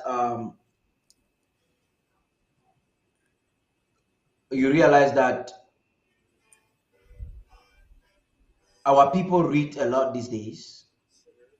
Social media has facilitated communication to its apex nowadays. Anytime you click a button anywhere, you can reach out to any person anytime. Anybody can just read it. And we are keen. We're keen to whatever information that is out there. Those who write, especially writing about our government, about our president, we have a duty sometimes to respond. There are those who believe that perhaps we shouldn't.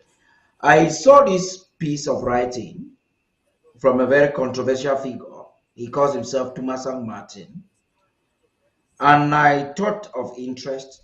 I think I shared it with you. And he was talking some legal jargons, if you permit me to call that, indicting the president of his legality or abuse of international law. You have read it. I have spoken with him a couple of times, invoking our interim constitution. Now his argument, I don't want to read the article because I've read it and I understand it. His argument is despising our interim constitution and invoking international law when it comes to the way we're managing internal affairs of the interim government. Am I correct? Because I believe you've read it. So he's despising our interim constitution that justifies the policies and the actions of the president and government. Now he's invoking international law. I'm not very sure of his interpretation. I'm going to go through it closely and probably reply to him. But he's invoking international law to criticize whatever is happening now. My first question to you, Barrister Tim, you are a custodian of this interim constitution. You've read it. You're part of ASSC2. When you look at our interim constitution, which is just a working document, you have interpreted it a couple of times on air. You look at our choices and the fact that we are fighting a war and a government on exile. Do you think at any point our interim constitution, because I know international laws, you said it last week on TV, that international law supersedes local laws, okay? Do you think that we are undermining international laws when it comes to this crafting that we have as constitution. I knew that you were Uh, going to laugh. it's something very lovable. In fact, I read that thing so many times. I don't believe, honestly, that the thing comes from From a Thomas. legal mind. No, it doesn't come from him. At least I didn't even see his name there. I wish I It had is. him here so that It's a piece of rubbish that has no meaning. Absolutely rubbish. But for example, you start from. Let me just read the first sentence, which is interesting. You can read from there. Please go ahead. Cameroon as occupying power in southern Cameroon ratified various United Nations instruments, including the International Convention on Civil and Political Rights. And then he goes further to say, these treaties are applicable in both the occupiers and the occupied territory of southern Cameroon. Now, what the writer does not seem to know. All of us know the United Nations. That's the most powerful superstructure that will happen in the world. I just said a few minutes ago that not every country in the world belongs to the United Nations. Yeah. Just look at Article 4 of the Charter. Membership is voluntary. If you are not a member of the United Nations, their resolutions, whatever thing they take, they are not binding on you. Zero. Even the United Nations as such, they have different organizations. The International Human Rights Commission, this and that, the ICJ, and so on and so forth. If they pass a resolution, I don't ratify their own act. Those resolutions don't bind you. So they don't bind us. We are not part of the United Nations. We cannot be bound just because the occupier ratify or did not ratify any agreement. No. So Article 4, which is on membership, if we happen, I just mentioned not too long ago that Kosovo is not a member of the United Nations. Yes, they are independent. Somaliland is not a member of the United Nations. Let me take Kosovo. Kosovo won their independence by fighting the Czechs. Thanks to America, Madeleine Albright just died. She's from there. They bombarded those people and gave them independence. But they will not get admission to the United Nations because there's a two process. For you to be admitted into the United Nations, the Security Council must approve and then pass it over to the General Assembly. The Security Council will never approve Kosovo independence because Moscow would veto it. And so the idea would die it. So to think that there's something binding on us is absolute nonsense. And let me go to his direct point about his elections and so on and so forth. He lives in London. If this convention, which he's citing, is very important, can you explain why the British system under where he votes perhaps has a 4-year running system? They vote after 4 years. In Cameroon, it's 7 years. In China, we don't even know. It's 5 years. Yeah, we don't even know what happens in China. Are there governments there? Yeah? Are there governments there? In Nigeria, yes. I think it's 4 years too. Yes. So different countries, in fact, what are we talking about here? What are countries that are just dictatorships? Mali, these people have not had any elections. So what? They are not part of the world. They are no longer part of the United Nations. So elections are local. They may wish to see the way, maybe, I'm not sure that he knows that in the United States. In the United States, we have one of the most complex ones. The United States president is elected for 4 years, renewable ones. A senator is elected for 6 years, renewable as often as he is alive. A a House of Representative guy is elected for 2 years only. I get to be renewed. So how do you even explain this? Why has he not said that, look, the Queen of England, where he lives, or the king, has never been elected, that they have violated the law right before his own eyes? So it doesn't even make, I don't think I would have wasted my time in reading that bullshit. I don't need to talk about he's talking that Sako did this. He doesn't.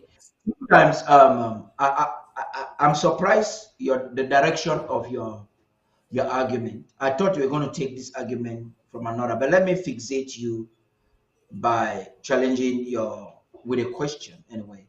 Your thought pattern. Are you saying that because from your argument, he's saying that you are saying, because I'm interpreting it and simplifying so that people get it. You are saying because we are not a member of the United Nations, so whatever he's mentioning is not binding on us. That's part of your argument. Yes. So so you are saying that peradventure, whatever we are using now as a tool, as a legal tool, despises international law because we are not No, no, no. a member. We respect international law. We respect international law for morality's sake. Because if maybe some of us don't know, we've been facing all these problems. We respect international law for morality's sake. My question to you Yes. now is, you are a custodian of the interim constitution that we have now. Do you think it's at variance with international law or is in sync? To what extent? I've said that. Anyway. I've said, and let me repeat again. Ambazonia, like any other country in the world, has its own constitution that it designs. There's no super constitution in the world that other nations must follow to draw their own. That's why I gave the example. Let me just deal only with elections and constitution. India gets its own constitution. China, what does the Chinese constitution say? What does the Chinese constitution say is the term limit? What does the British constitution say is the term limit? Because he talked of Sako banning whatever thing. What does Cameroon constitution? They're all so different. There's no international law anywhere in the world that has guiding principles on how elections must be organized. What time it has to be organized, what's to stand for elections in different countries, how it should be voted. No, there's no such law.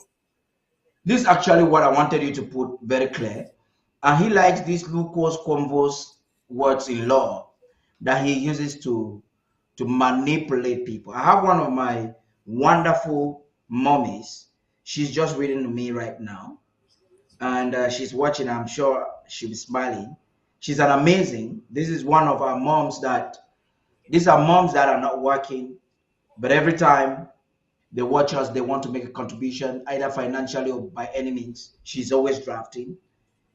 She says I should, great discussion with Barrister Mbehisa. Let me read it because she wants the public to get this information. She says, please help clarify to many what Barrister has said, that we have to note that before we get to talking about referendum.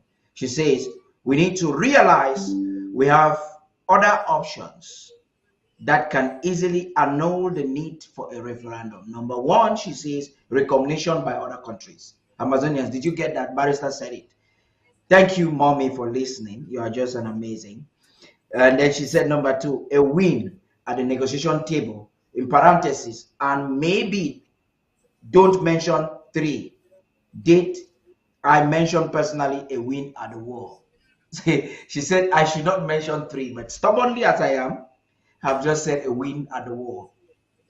So now it brings me to this very pertinent question, which I thought Francis Chinye would have been here. He's so busy right now. He's just sent a message. I hope he can connect. It brings me to this question I want to ask you. What are all the other options we have to exhaust as a people? Let's just put what Tumasang has said as a bubble gum that has lost its taste. We sweep it under the river to carry it. What are some of the other options that we have as a people right now? Articulate it in the simplest language that's possible. That we have as a people. I said that so many times. I said here, giving the example that if we this evening have recognition from different countries, all that notion of going to the negotiation table is over. I said it here, I gave the example. Yeah, I said the example, Iraq war. I said Kosovo won the independence by fighting Yugoslavia. Hoha. They fought them. Thanks to Madeleine Albright. I mentioned the name here.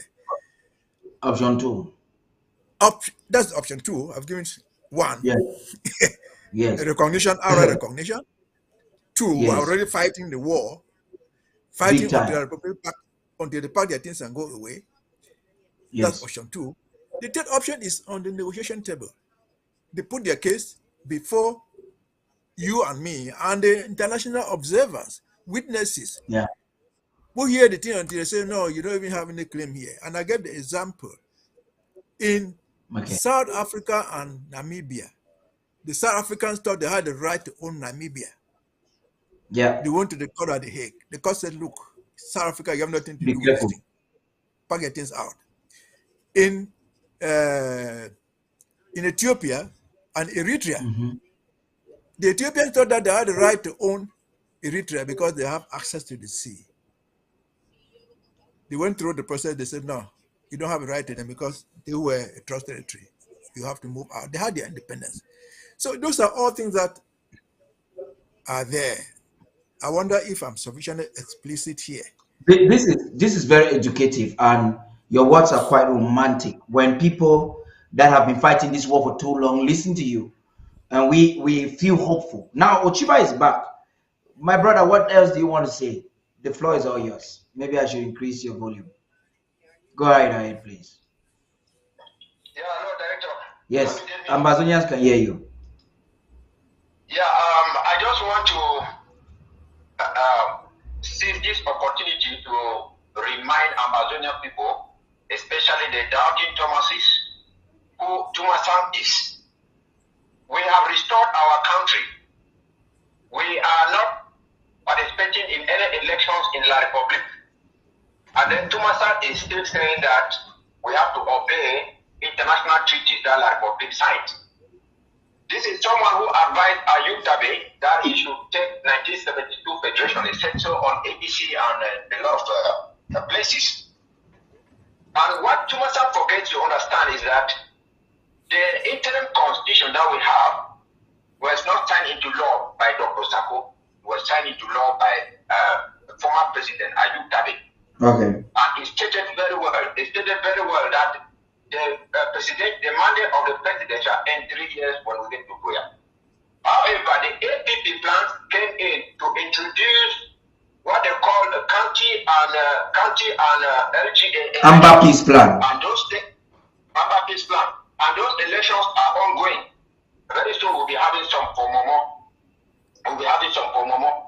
Yes. So, Chumasam, let him explain to us which law to Cometa is breaching by organizing illegal elections and all this kind of stuff. He sent praises to Ayaba and all the rest. Which elections is Ayaba conducting and all these things? This is someone who came and lied Amazonians that he was coming to draft for the 2020 draft with some of his friends $40,000 US. And that is money that he collected from La Republic. He never gave even a dime. But tomorrow he said this and that. And that is someone who even came out there jubilating that the La Republic withdrew from the Swiss stocks. The Swiss stock, he said, never existed. And he said it did not even die because it did not exist. And that is the Tumasa who is coming out here. And let him go, let him allow the interim government alone because they have conducted their elections with their coupons and whosoever.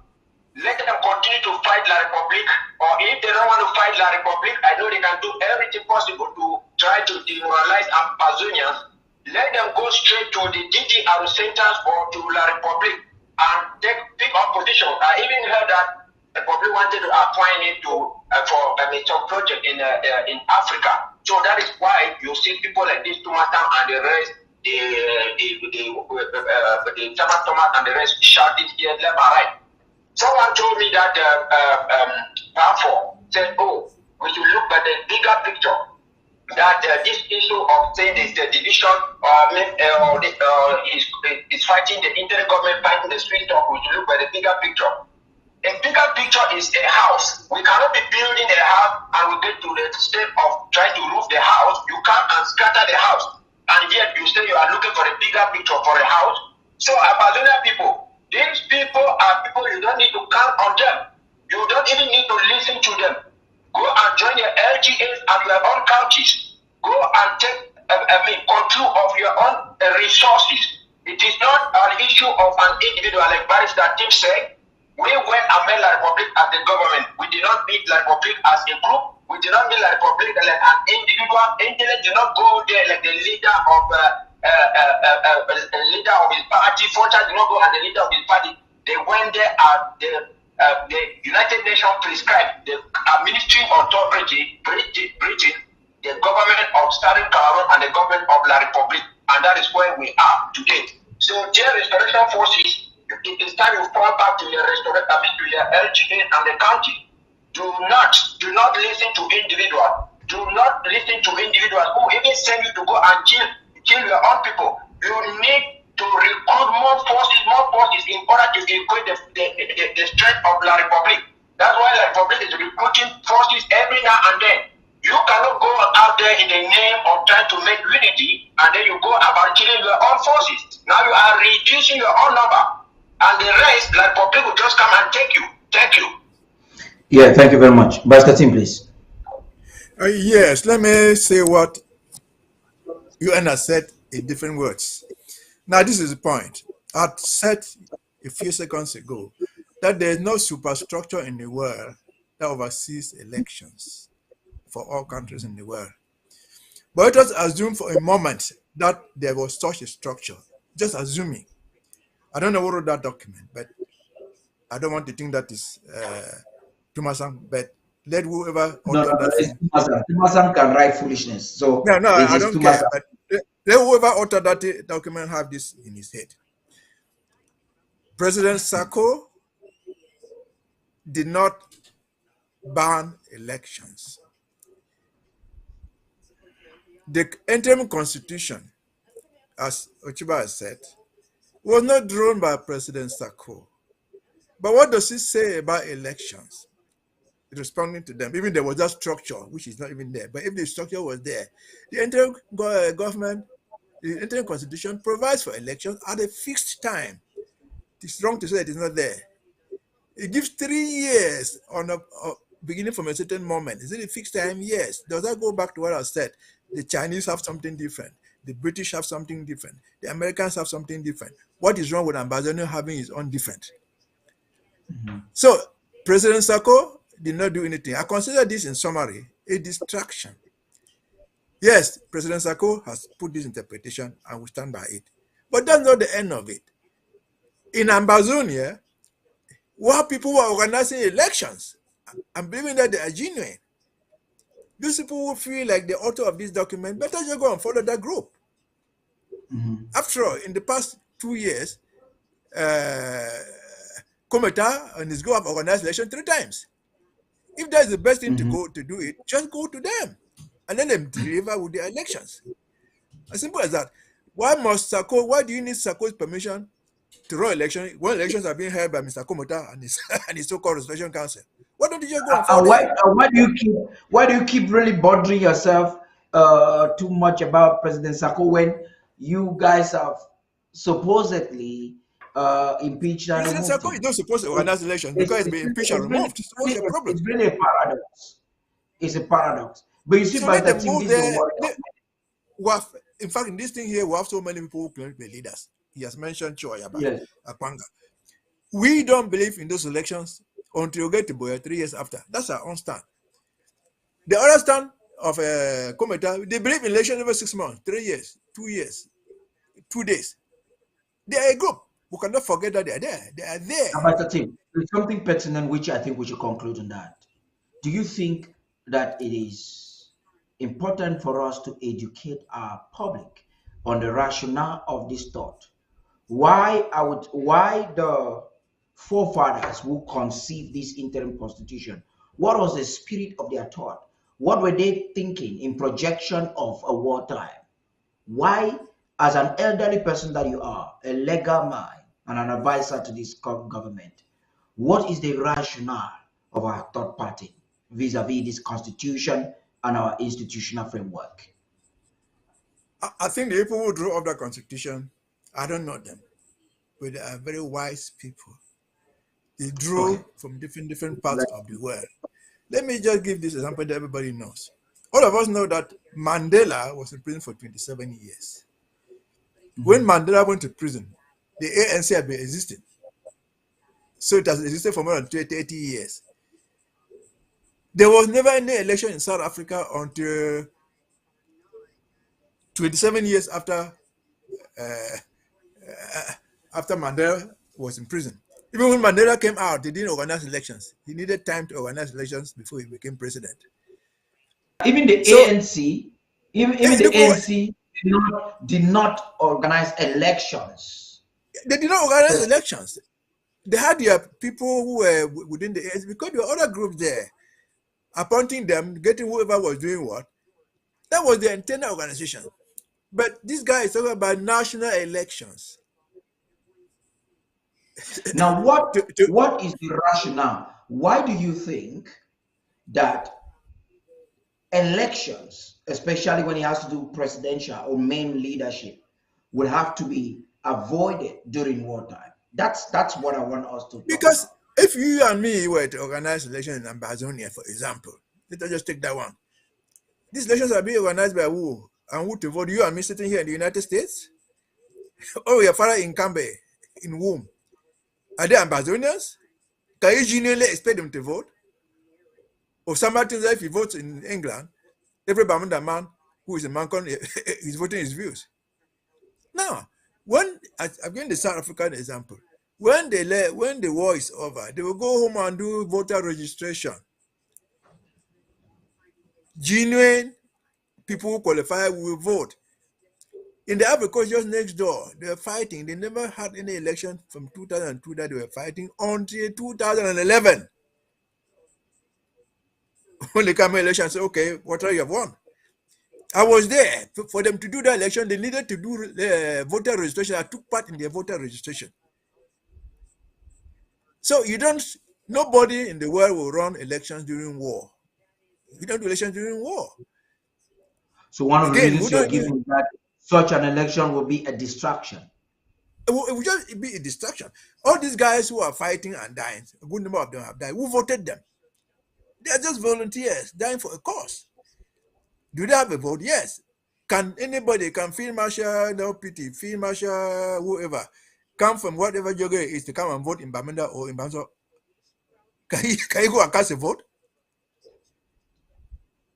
So, I mean, it's just a pure distraction. Again, the summary is that instead of making this distraction, luckily we are so diversified in this struggle.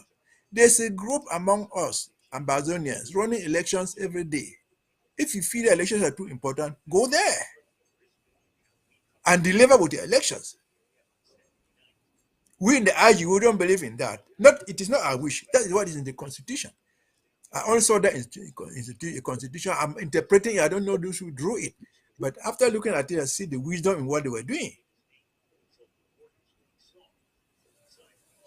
Fellow Amazonians, ladies and gentlemen, this is a discussion which is so sweet we can extrapolate it until tomorrow. A lot of you watching, particularly from the home front, sending a lot of messages.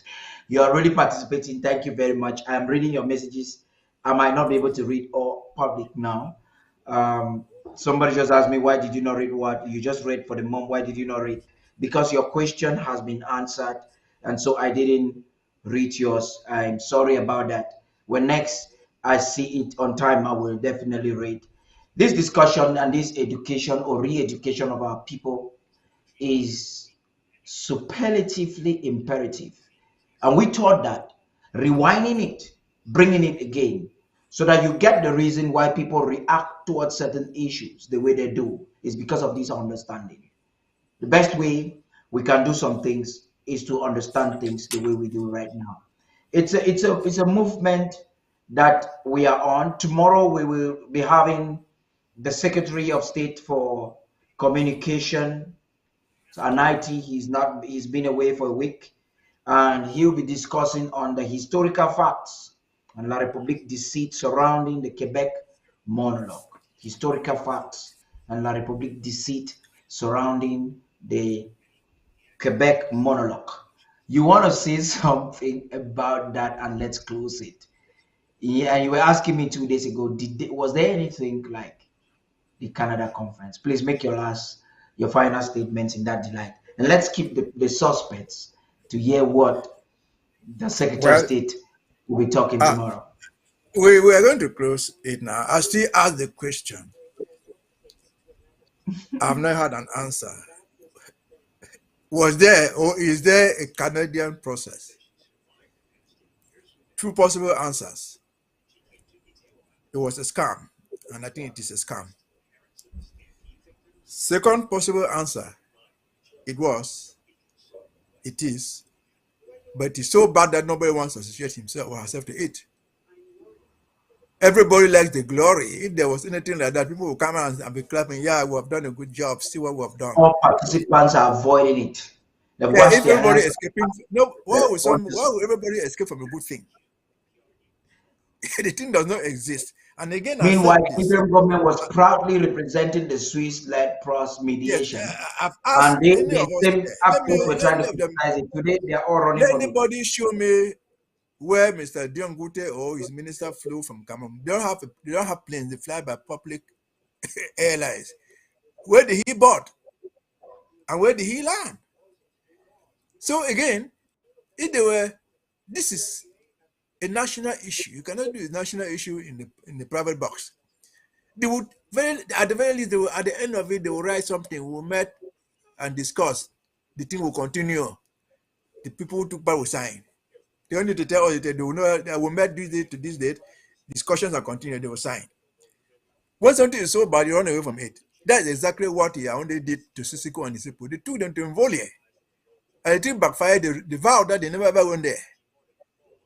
They said they didn't go to Mvolie. So Canada, if there is, it is not rare. It is a good thing. It would have been, people will be celebrating it. People will be celebrating. Now everybody is on their way. Even Mr. Mba Akoro, who seems to be the spokesman, but when he said Mba Akoro was there, he swears that he was never there. He makes some videos to say no. He denounces everybody. He denounces everybody who says that he was there. He's running away from his own shadow, yet he's the spokesman for the thing. They told us that Mr. Anu was represented by Anu made a video saying I was never been there. What kind of nonsense is that now?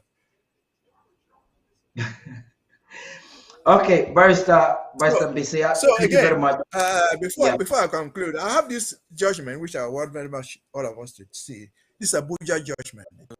I will send you a copy of it, just the judgment, or what I did. It's just 2 pages. I would photo. Yeah, we intentionally, because if we had to decode the things, it would have extrapolated our discussion, getting into some of the legal claims or demands that Ngang was making.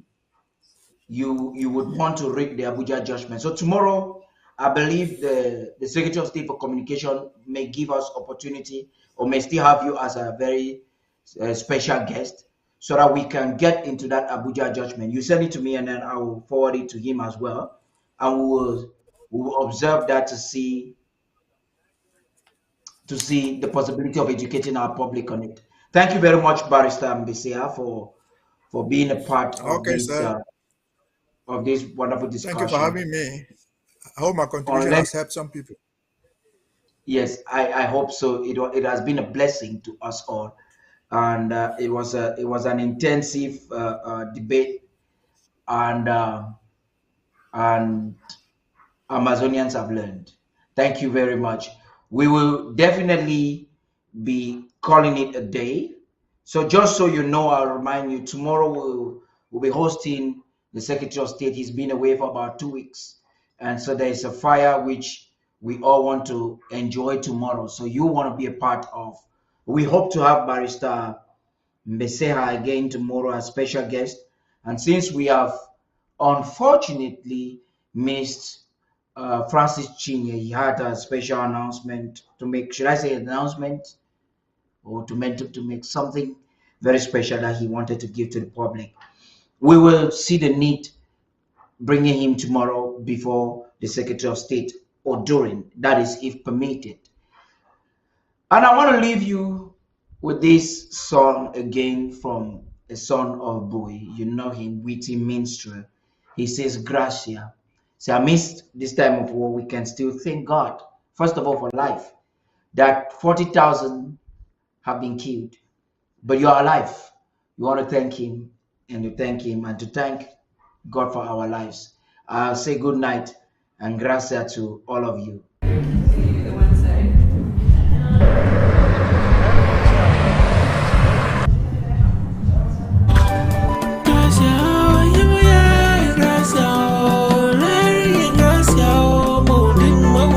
DJ Cliff Exclusives.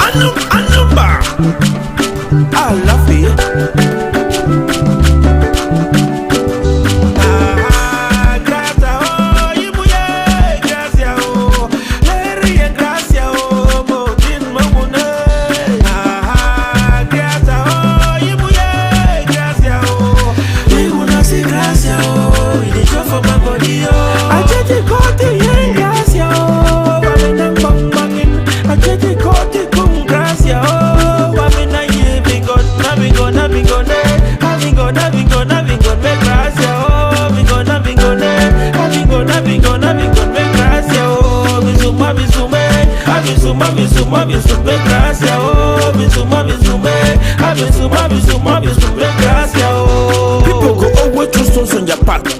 My brother, no need to be sad. What it matter now, what you do with them? Build walls, so now preach you one bill. Eba, either build walls for protect your fine body, or build bridge, cross river, go he enter that side. Also make money, come back where you carry back money. Them say misery, they find company. Hey, you gon' be so. Say poverty, they find place for sleep. Hey, we don't want poor. Say bullet, they find target. Nah, who want that?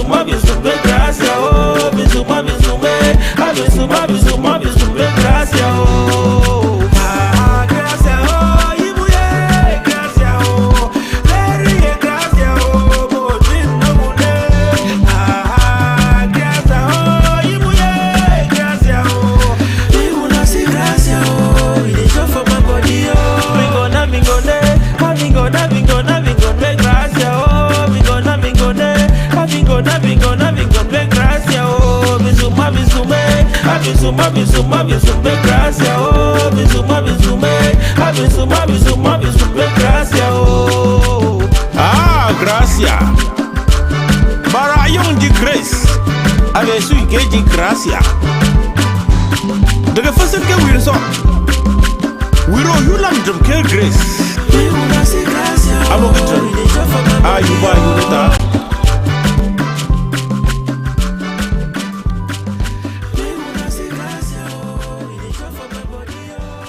Okay, we'll take another shot.